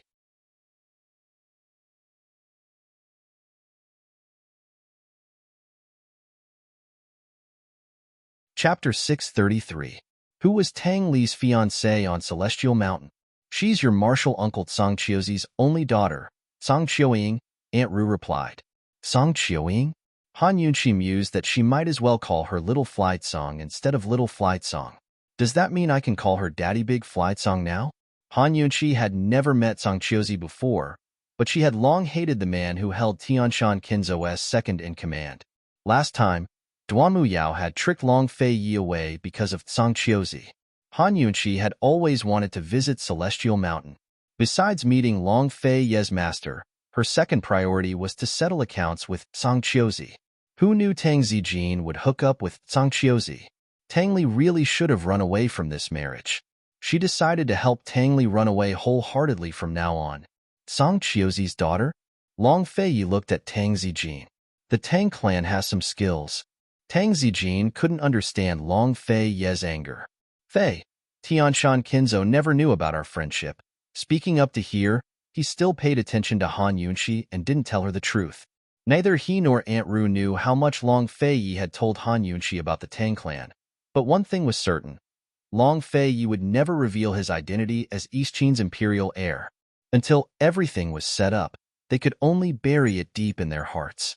Once everything was ready, the secret would explode like a bolt of lightning, shaking the heavens and earth and shaking Celestial Mountain. Rather than betting everything on Kinzo, why don't we leave a way out for Zhang Qiuzi? Moreover, this Zhang Qiuyan controls many businesses under Celestial Mountain's name. She's someone who can take care of business, Tang Zijin suggested. Although Tang Zijin does not know the real situation of the old man in Kinzo and the internal strife in Tianshan Kinzo, Long Fei is very clear. He is Kinzo's eldest disciple, and he might not be able to suppress Tianshan Kinzo. Furthermore, the Sword Sect Master's condition did not give him any guarantees. Because Zhang Qiuzi wasn't clear on the relationship between the Tang clan and the Duke of Qin's estate, Tang Zijin could use him to his advantage. Objectively speaking, Tang Zijin's actions were thorough and prudent. However, Long Fei could not accept Tang Zijin using Tang Li's marriage like this. If Tang Li married someone else, he might be able to cast her aside. But once he married Zhang Qiuzi's daughter, he'd be bound to her for the rest of his life. Zhang Qiuzi would never allow his daughter to suffer any grievances in the Tang clan. Fei, just where is Tang Li? Tang Zijin asked anxiously. A few days ago, Zhang Qiuzi sent a letter threatening the Tang clan. If they don't hand over Tang Li now, they'll have to bear the consequences. Long Fei's face was stiff as he remained silent. Han Yunxi felt a little uneasy. She'd seen Long Fei's ruthlessness before. If Tang Zijin could sacrifice his son's happiness like this, to say nothing of Long Fei, Tang Zijin's move was truly for Long Fei's sake. Long Fei's silence left Tang Zijin and Aunt Ru anxious on the sidelines. Fei, where is he? Aunt Ru's voice was filled with anger. Li can't hide from this for the rest of his life. If he comes back with me now and admits his wrongs and apologizes, Zhang Qiuzi might forgive him. If this drags on, he'll have no chance to turn back. Fei, you're not protecting him, but harming him. A complicated look flickered past Long Fei's eyes, but he remained silent. Han Yunxi looked at Tang Zijin and Aunt Ru's panicked expressions and wished she could give them a good scolding. If they'd done this earlier, why did they have to do this in the first place? To put it bluntly, Tang Li's current predicament was all their fault. Long Fei and Tang Li didn't care about his fiancée's origins, so they kept it a secret until now. Now that they'd gotten into trouble with Celestial Mountain and were in the wrong, things were going to be difficult. Tang Zijin couldn't wait any longer and said coldly, "If you won't tell us, old man will look for him himself." As soon as he spoke, Aunt Ru moved even faster. She rushed out the side door and headed for the rear courtyard, as if she could find Tang Li if she went faster. Tang Zijin wouldn't go so far as to let the servants search, but he and Aunt Ru dared to look for him on their own. Long Fei didn't stop them, but glanced at Han Yunxi before sitting down. Trouble? Han Yunxi understood. Long Fei nodded. Of all times, they had to provoke Zhang Qiuzi at a time like this. Last time, Duanmu Yao had invited Zhang Qiuzi to trick him. This time, she'd used Celestial Mountain's name to assassinate the Chu clan. This proved that Duanmu Yao and Zhang Qiuzi were close. Last time, he'd sent Tang Li to Celestial Mountain without finding anything. Still, he had to be on guard. The situation in the western regions hadn't stabilized yet. He could have just stood by and watched while Celestial Mountain attacked Ningcheng, but Tang Zijin had brought trouble to his doorstep. After a period of silence, Long Fei summoned Chu Shifeng. "How's Empress Shui's case?" he asked cold. Duanmu Yao was invited to the Chu clan barracks yesterday to personally investigate the assassination. "She hasn't found any details yet," Chu Shifeng replied. "Just her alone?" Long Fei asked. "No, she brought a bunch of Celestial Mountain swordsmen with her." "It was quite a show of extravagance," Chu Shifeng replied.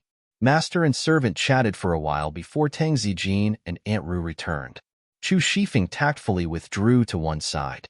Seeing Tang Zijin and Aunt Ru's expressions, Han Yunxi knew that they hadn't found anything.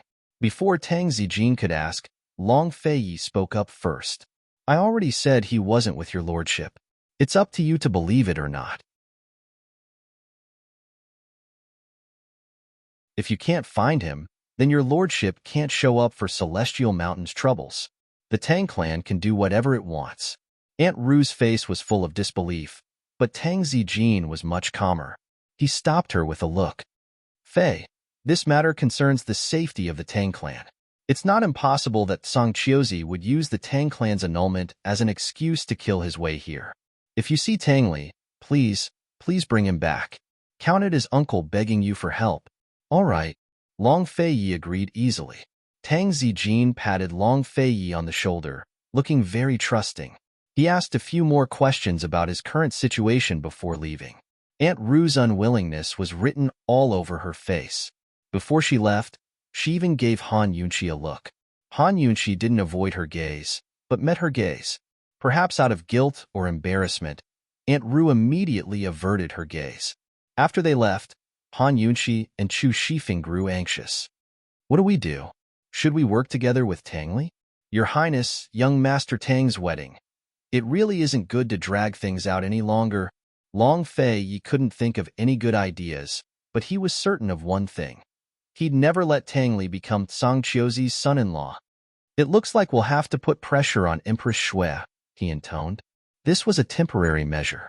Duamu Yao had used Celestial Mountain's name to infiltrate the Chu clan's barracks because of Song Chiozi's support. If they wanted to divert Song Chiozi's attention, that was the only way. This subordinate understands.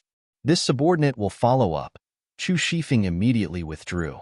Han Yunqi wanted to find Tang Li, but Tang Li wasn't hiding in the courtyard at all. Instead, he'd listened to Long Fei Ye's words and fled. Actually, Tang Li dearly wanted to hide, but he understood Tang Zijin and Aunt Ru better than Long Fei.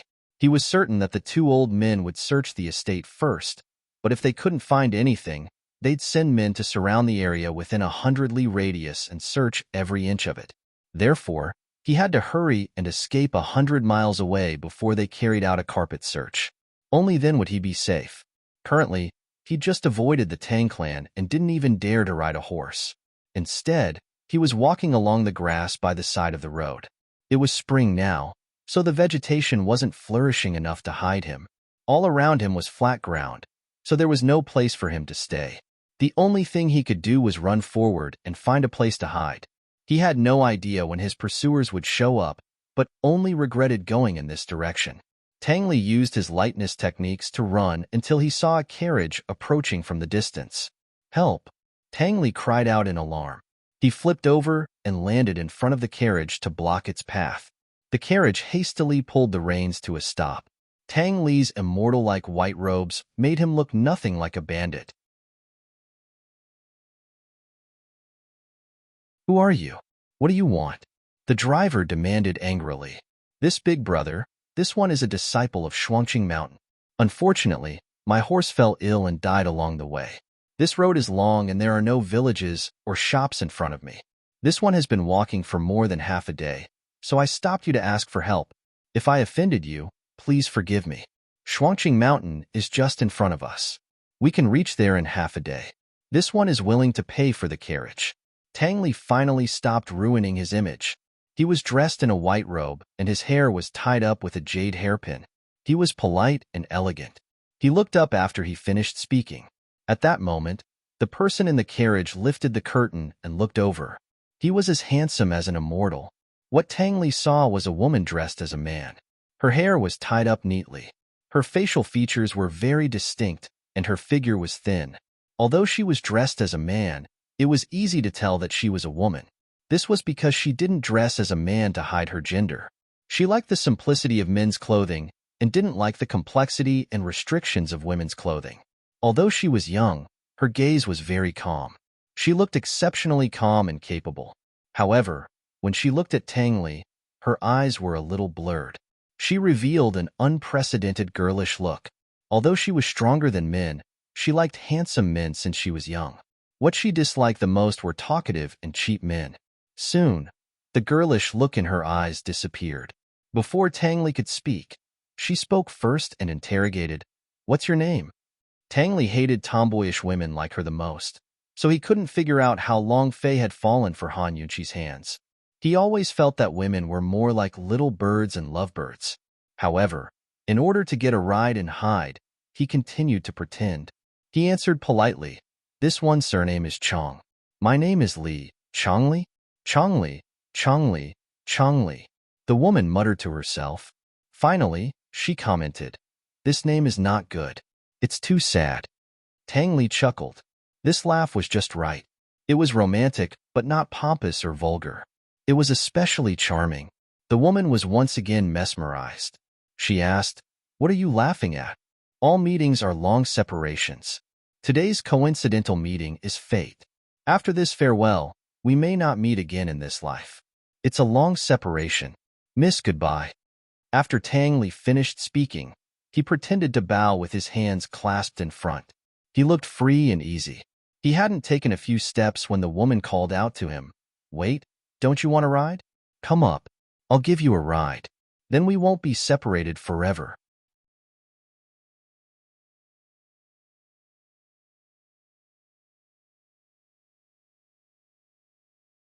Chapter 634. She's actually taking the initiative to invite me up? Tang Li's heart was wild with joy, but he still tried his best to maintain his calm and collected demeanor. He clasped his hands and said mildly, "A chance encounter is fate. Then this one will leave it to fate." "Come on up," the woman said warmly. The coachman's lips twitched disdainfully. This guy was just trying to hitch a ride, but now he's leaving it to fate? He's just a sanctimonious swindler. The coachman didn't dare to speak, because his young miss had set a rule that he could only answer questions when asked. Otherwise, he had no right to speak of his own accord. The young miss was a shrewd businesswoman who liked refined, and handsome men, especially those who cultivated the Tao. Encountering such a man would make her a little foolish. The coachman had no choice but to continue on his way without a word. Tang Li sat in the carriage and calmed his restless heart. It was better to hide in a carriage than to run around on his own. They were heading in the direction of Long Fei Ye's side courtyard, which was the opposite of the direction he'd fled in. As the saying went, the most dangerous place was also the safest place. Father and Aunt Ru would never guess that he'd turn back so soon after escaping. Tang Li was lost in his own world while the woman leaned lazily against the seat, one hand propping up her head as she studied him with interest.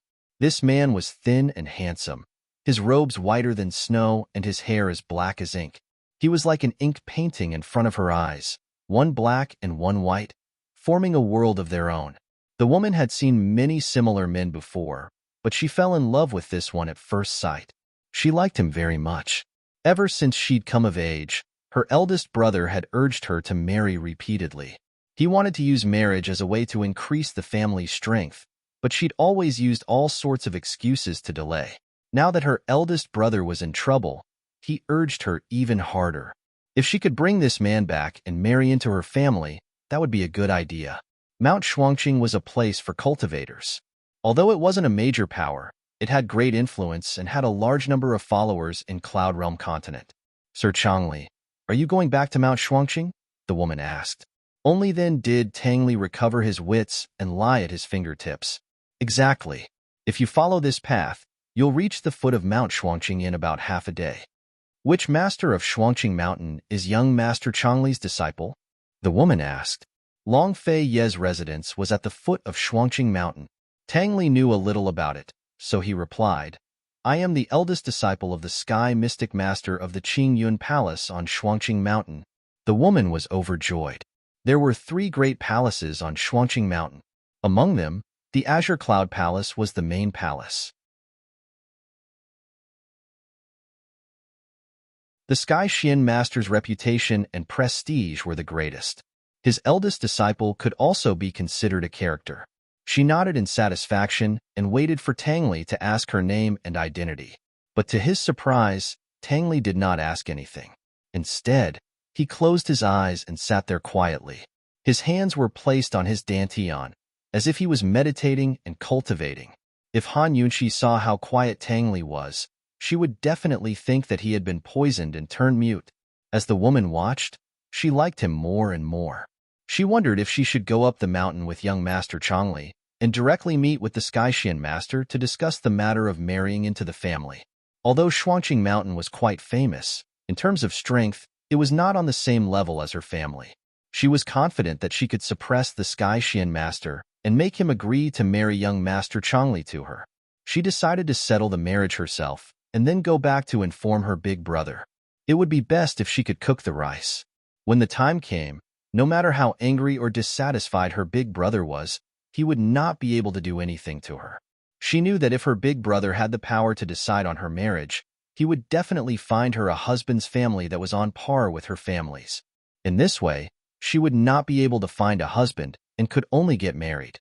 Once she married into a large family, many things would be out of her control. Thinking of this, and looking at the very satisfied young Master Changxian in front of her, the woman secretly made up her mind. In the next few days, she would definitely settle the matter of her marriage.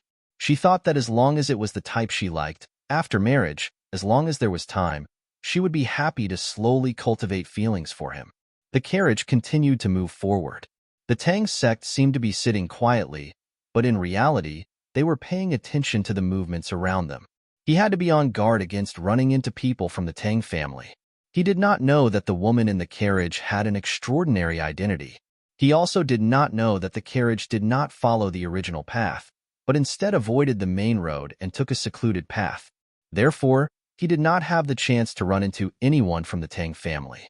At this time, not only were the people from the Tang family looking for him, even Long Fei Yi and Han Yunqi were looking for him. Tang Li was not an idiot. He could tell that the woman in the carriage was not simple.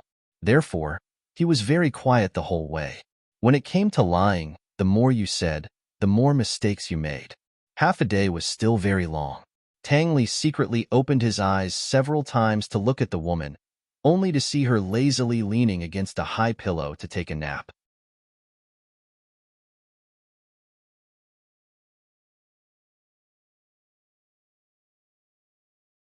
Tang Li increasingly felt that these two people weren't simple, but he couldn't be bothered to care so much. On the other hand, he could reach Long Fei Ye's residence by climbing over the mountain. His father and Aunt Ru definitely wouldn't turn back to look for them. Seeing the woman get off the carriage, Tang Li smiled and politely bowed. "Many thanks. I'll take my leave now."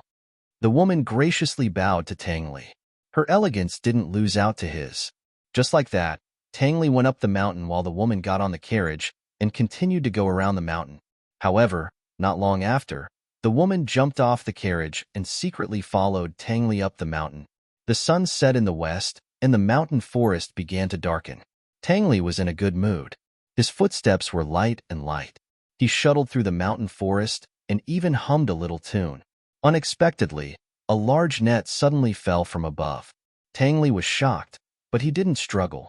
He knew very well that this net wasn't an ordinary net, but a hidden weapon of the Tang sect. If he didn't struggle, there was still hope for him to escape. Once he struggled, there was basically no way out. He didn't panic. His movements were strange. Not long after, he really did escape the large net. However, who knew that there was another net behind the large net? Before Tang Li could react, a figure suddenly flew out from the side and fiercely knocked Tang Li away.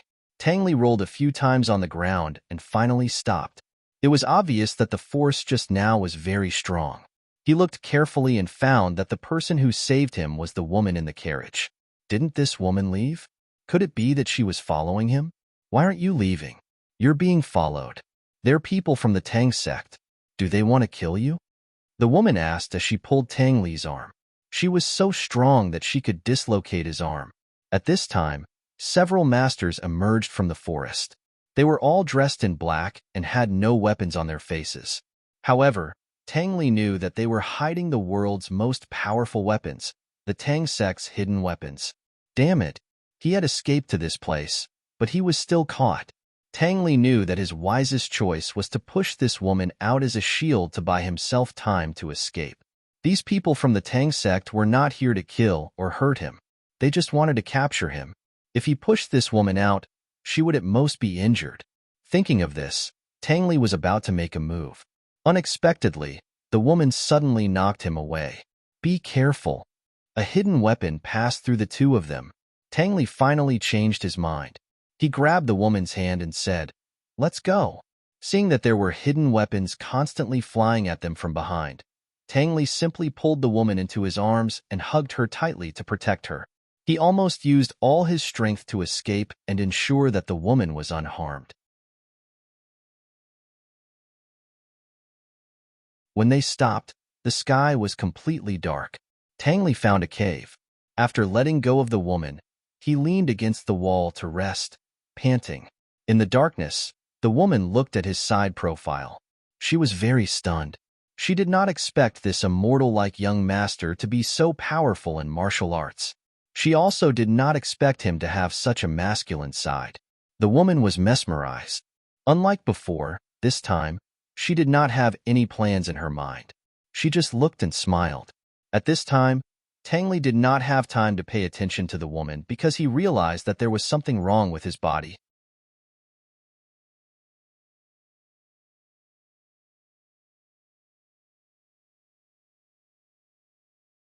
Chapter 635. It was late at night. Tang Li and the woman stood at the entrance of the cave. Under the moonlight, they could only see each other's blurry faces. Tang Li's breathing became heavier and heavier. He could clearly feel a wave of heat rising from his lower body, confusing his thoughts. Although he had never experienced it before, he understood this feeling. He seemed to have thought of something and suddenly glared at the woman beside him. The woman was looking at him in a daze.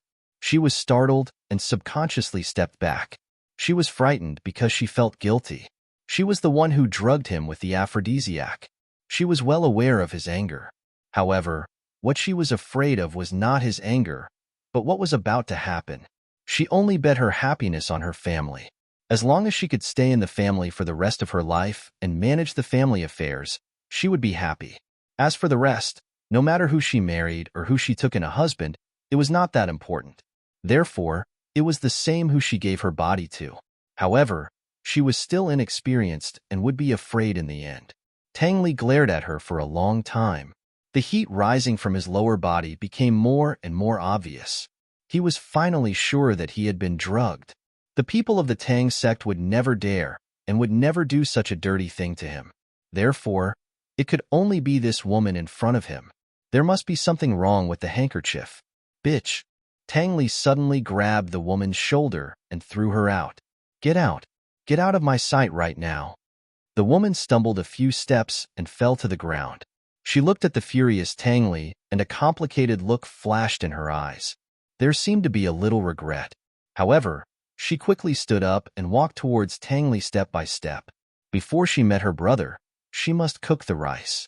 First, she must take this man and then go up the mountain to propose marriage tomorrow morning. In this way, no one could interfere with her marriage. The more she walked, the more determined her eyes became. She must take this man. Tang Li saw her coming over and became even angrier. He immediately shot out several hidden needles. Unexpectedly, the woman dodged them all. One must know that the hidden weapons used by the young master of the Tang sect were extraordinary. It was not that this woman's kung fu was better than Tang Li's, but because Tang Li was under the influence of the drug, he almost could not control himself, let alone shoot the concealed weapon accurately. Bitch. Scram. I'm warning you, if you dare to take another step forward, this young master will make sure you die without a complete corpse. A woman like you disgusts me. Tang Li cursed angrily as he continued to shoot out the hidden needles. He tried very hard to ignore the burning sensation in his lower body, but the burning sensation was on the verge of bursting out.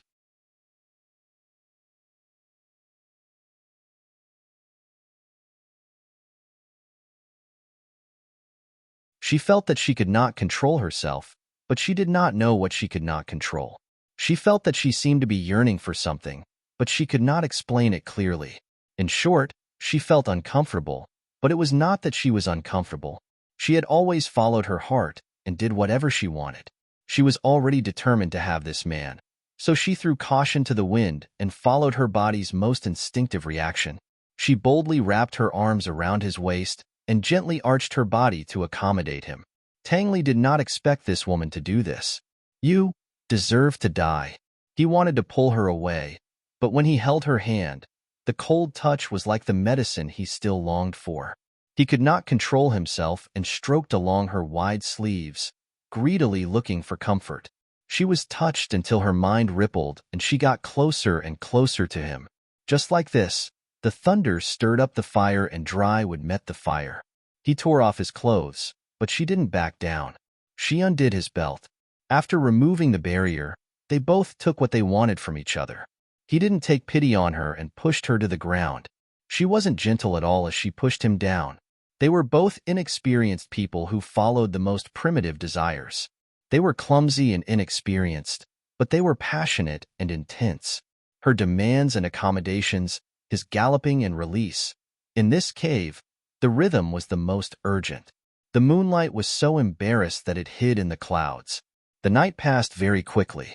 When the sun shone on the next day, Tangli slowly opened his eyes and found that he was naked. He also saw a woman lying next to him, who was also naked. He was stunned. Last night's scene flooded into his mind. He was only drugged with aphrodisiac and did not lose his memory. He remembered every detail of last night clearly.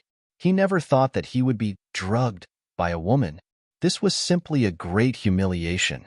How could this be tolerated? If this matter was spread out, how could he, Tangli, establish himself in the Jianghu? How could he still have the face to live? Damn it. He wanted to kill this woman.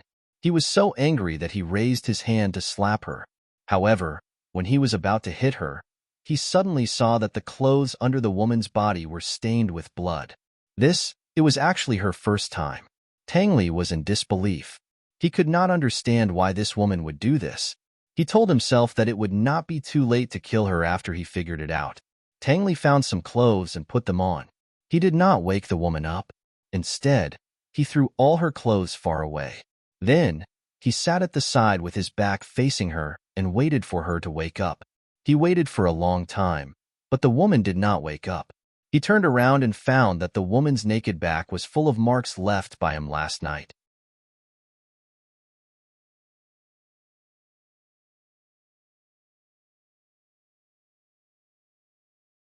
Unfortunately, he was caught red-handed by Long Fei Yi and Han Yunqi.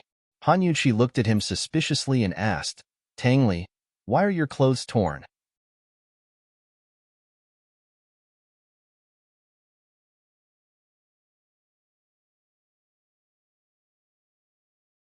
Chapter 636. His clothes were torn? Tangli was in a hurry to put on his clothes, so he did not notice that his clothes were torn. He looked down and realized that they were really torn. Han Yunqi's bright eyes darted around as she looked at him with interest. Tangli felt guilty. He covered his torn collar and said calmly, "I'm tired. I'm going to rest." "Tangli, your clothes were torn, right?" Han Yunqi asked suspiciously. What happened to this guy when he was running away for a day and a night? How could his clothes be torn? I. Tangli usually lied without blushing, but this time, he was extremely guilty. He even stuttered, don't mention it. I was caught by the Tang sect. They wouldn't let me go. I almost took off my clothes and gave them to them. Luckily, I was smart and ran away quickly." Oh, Han Yunqi's tone was full of meaning. Tangli knew that she did not believe him. He was too lazy to argue with her and wanted to leave in a hurry. Unexpectedly, Long Fei Yi said, "Where are your shoes?" Tangli ran away in a hurry and did not realize that he was barefoot. I. He stuttered even more when he faced Long Fei Yi. "What's going on?" Long Fei Yi said sternly like a strict brother. Tangli would rather die than tell him the truth. It would hurt his pride as a man. It would ruin his image. How could he marry a wife in the future? Although he was full of resentment, he suddenly did not understand why he ran back and did not kill that woman. I even took off my shoes and gave them to them." Tangli stammered.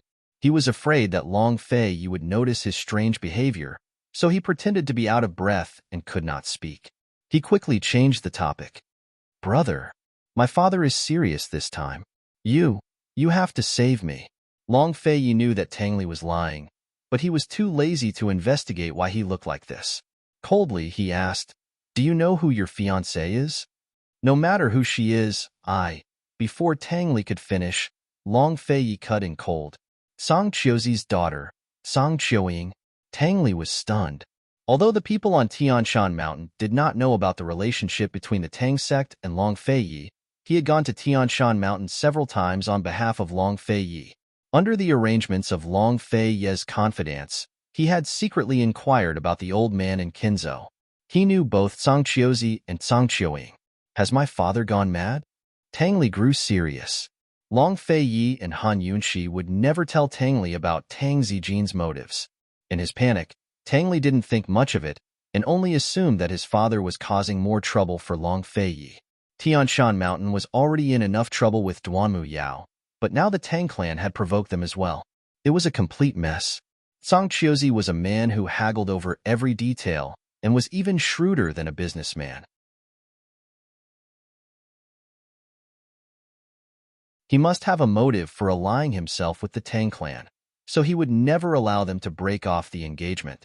Even if he did, he would still reap some benefits from the Tang clan. Otherwise, he wouldn't leave the matter at that. No wonder I ran into such a strong ambush when I was running away. Tang Li muttered to himself. Song Qiuzi is pressing you very hard. Be careful these days and don't let your father catch you, Long Fei Yi said. I know.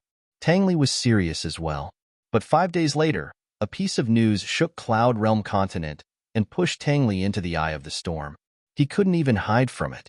The news was that the Ouyang Trade Consortium's executive chairman, Ouyang Ningjing, had been defiled by the eldest young master of the Tang clan, Tang Li. The Ouyang Trade Consortium had sent a large group of people to block the Tang clan's gates and demanded that they hand over Tang Li. Tang Li would either marry into the Ouyang Trade Consortium or die. It was obvious that Ouyang Ningjing had used those needles to find out Tang Li's identity. Only eldest young Master Tang of the Tang clan could possess such weapons and an extraordinary aura like a white-robed immortal. As soon as Han Yunxi heard this, she recalled Tang Li's disheveled state when he came back that day and broke out in cold sweat. She knew that there was an 80 to 90% chance that the rumors were true. Tang Li was perfectly fine all of a sudden. So why did he do something so stupid? No matter how romantic or lecherous he was, he couldn't do anything to Ouyang Ningjing. After all, Ouyang Ningjing was a member of the D clan's Ning clan and Ning Cheng's little sister. Tang Li's ability to stir up trouble was no less than his father's. Han Yunxi immediately rushed to Tang Li's courtyard, only to see that Long Fei Yi had long arrived and was interrogating Tang Li. Are you going to talk or not? Long Fei Yi asked coldly. Tang Li remained silent. Fine. You deal with it yourself. Scram back to the Tang clan immediately. Long Fei Yi was furious. Neither the Ning clan nor Celestial Mountain knew the true relationship between the Tang clan and Long Fei Yi. They only knew that Tang Li and Long Fei Yi were friends. For now, it didn't seem like it would affect Long Fei directly. But as the older brother, how could he just ignore it? How could that be? Tang Li peeked pitifully at Long Fei Yi as if to speak, but stopped himself. When he saw Han Yunxi walk over, he resentfully lowered his head and kept silent. Still not talking? Long Fei Yi roared. He wasn't patient enough to take out his whip to teach Tang Li a lesson. Han Yunxi rushed over and snatched Long Fei Yi's whip away. On the sidelines, Chu Shifeng's views of the world were refreshed. In his impression, no one in the world dared to steal His Highness Duke of Qin's weapons, whether it was a whip or a sword. Han Yunxi, you've won again. All right.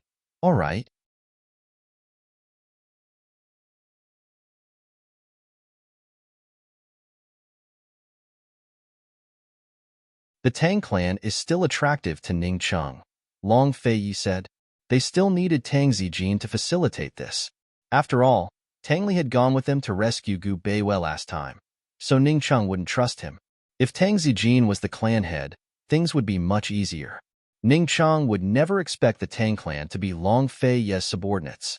That very day, Long Fei Yi wrote a letter to Tang Zijin to tell him the truth.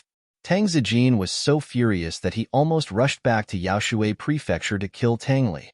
That brat had thrown away all of the Tang clan's face. But after seeing Long Fei Yi's plan, he held himself back and went to find Aunt Ru to discuss the matter.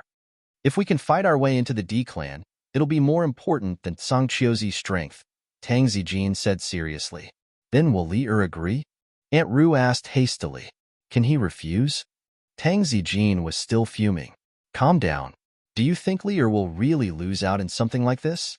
If there's anyone to blame, blame that cheap Ouyang Ningjing for being so shameless. Li Er can only endure the humiliation this time. Once he breaks into Cloud Realm Trade Consortium, he'll have to worry about revenge in the future. As Aunt Ru spoke, she added, Clan head, there's been no progress with the Shadow Clan last time. Han Yunxi is still a hidden danger. If Han Yunxi really is from Western Qin, could she be colluding with the D clan to harm Fei? Tang Zijin rolled his eyes at her, clearly disdaining her for suspecting too much. For now, let's take care of Li Er's matter, Tang Zijin said.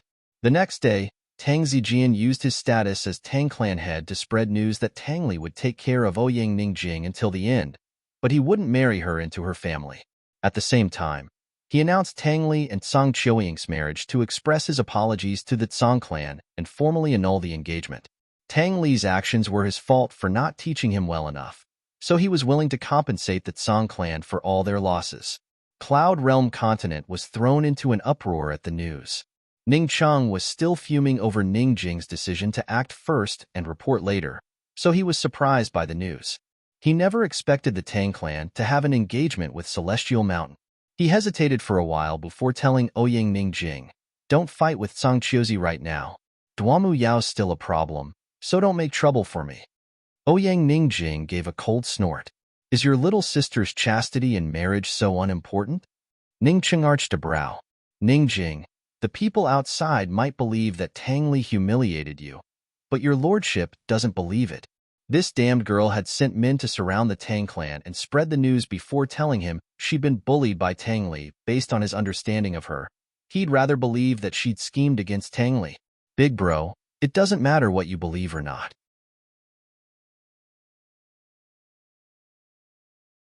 In any case, I'm already one of Tang Li's people. Even if you don't provoke Song Qiuzi, I won't allow the Tsang clan to steal my husband.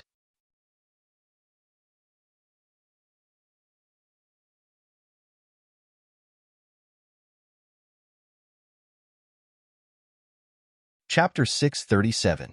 Ning Cheng was already angry to begin with, so hearing Ning Jing's words only made him slap her across the face. Since when did you have the right to call the shots in the Ning clan? Even if he didn't want to form a marriage alliance with the Tang clan, this matter still had to be handled properly. Cloud Realm Trade Consortium had almost lost all face in a single night. This wasn't just Ning Jing's problem anymore, but Cloud Realm Trade Consortium's, or rather, the Ning clan's. Ning Jing cradled her burning cheek in pain, but she didn't lower her head. She was still staring straight at her older brother, the head of the D clan's Ning clan. Although he was the only person she'd ever feared since she was young, she wouldn't back down a single step on this matter. She'd already thrown away her chastity, so how could she back out now?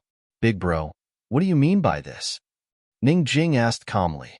Ning Cheng fell silent before he gave her 5 words. Pear Blossom Rain Needles. The Pear Blossom Rain Needles were the Tang clan's second most precious treasure. A single one was worth the price of a top-grade expert, but no one knew that Tang Li had already used them all up. Ning Cheng's intentions were clear.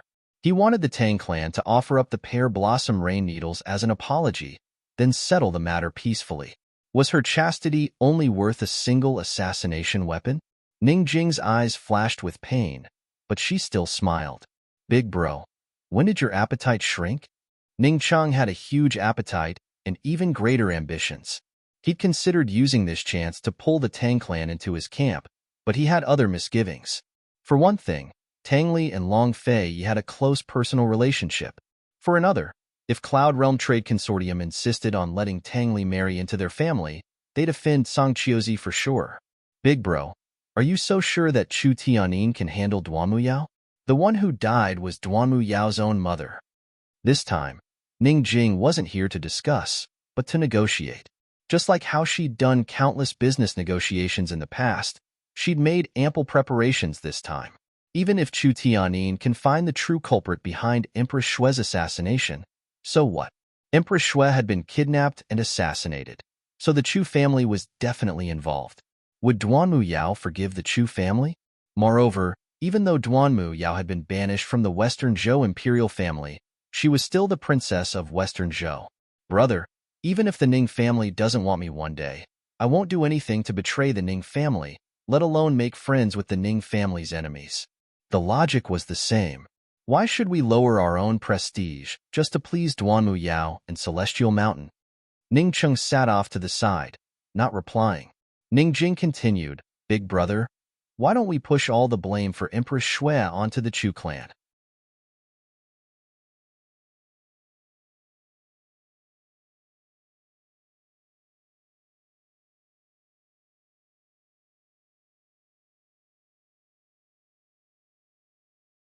As soon as Long Feiyi received the news, he tossed the letter to Tang Li and said coldly, It's time for you to scram back.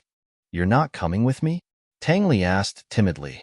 Although his father had already agreed to help Long Feiyi deal with the Ning clan, he was certain that if Long Feiyi didn't go back with him, he'd be beaten severely. You go back first. Your sister-in-law and I will be right behind you, Long Feiyi said. Over the past few days, people had been investigating the relationship between the Duke of Qin's estate and the Tang clan. If he went out with Tang Li again, it'd be too suspicious.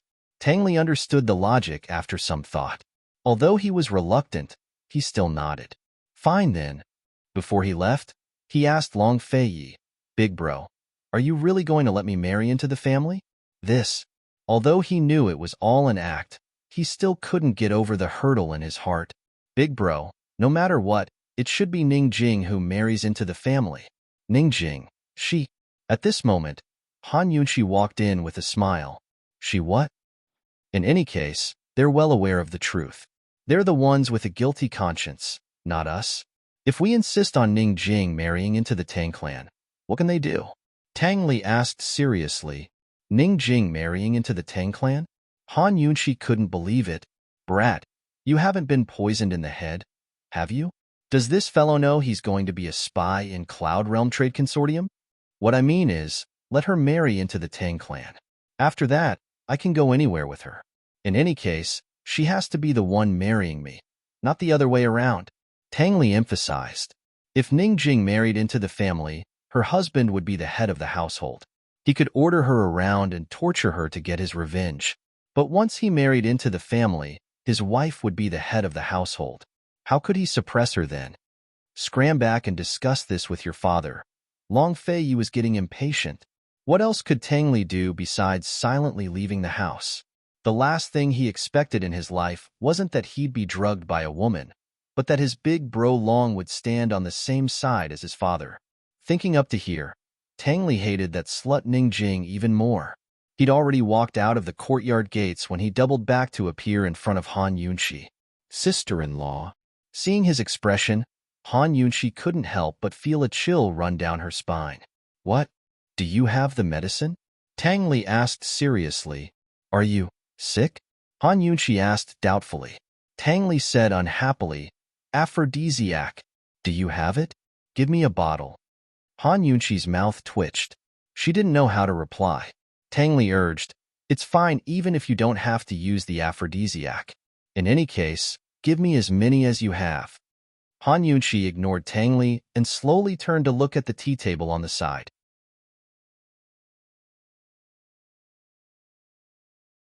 As expected, Long Feiyi was already looking towards them. You're tuning in to the Romance Rendezvous YouTube channel. We're so grateful for your support, and don't forget to subscribe to join us on this incredible journey through captivating stories. Your generosity through donations truly makes a world of difference, as it's the primary source of revenue that allows me to expand and enhance this channel for you.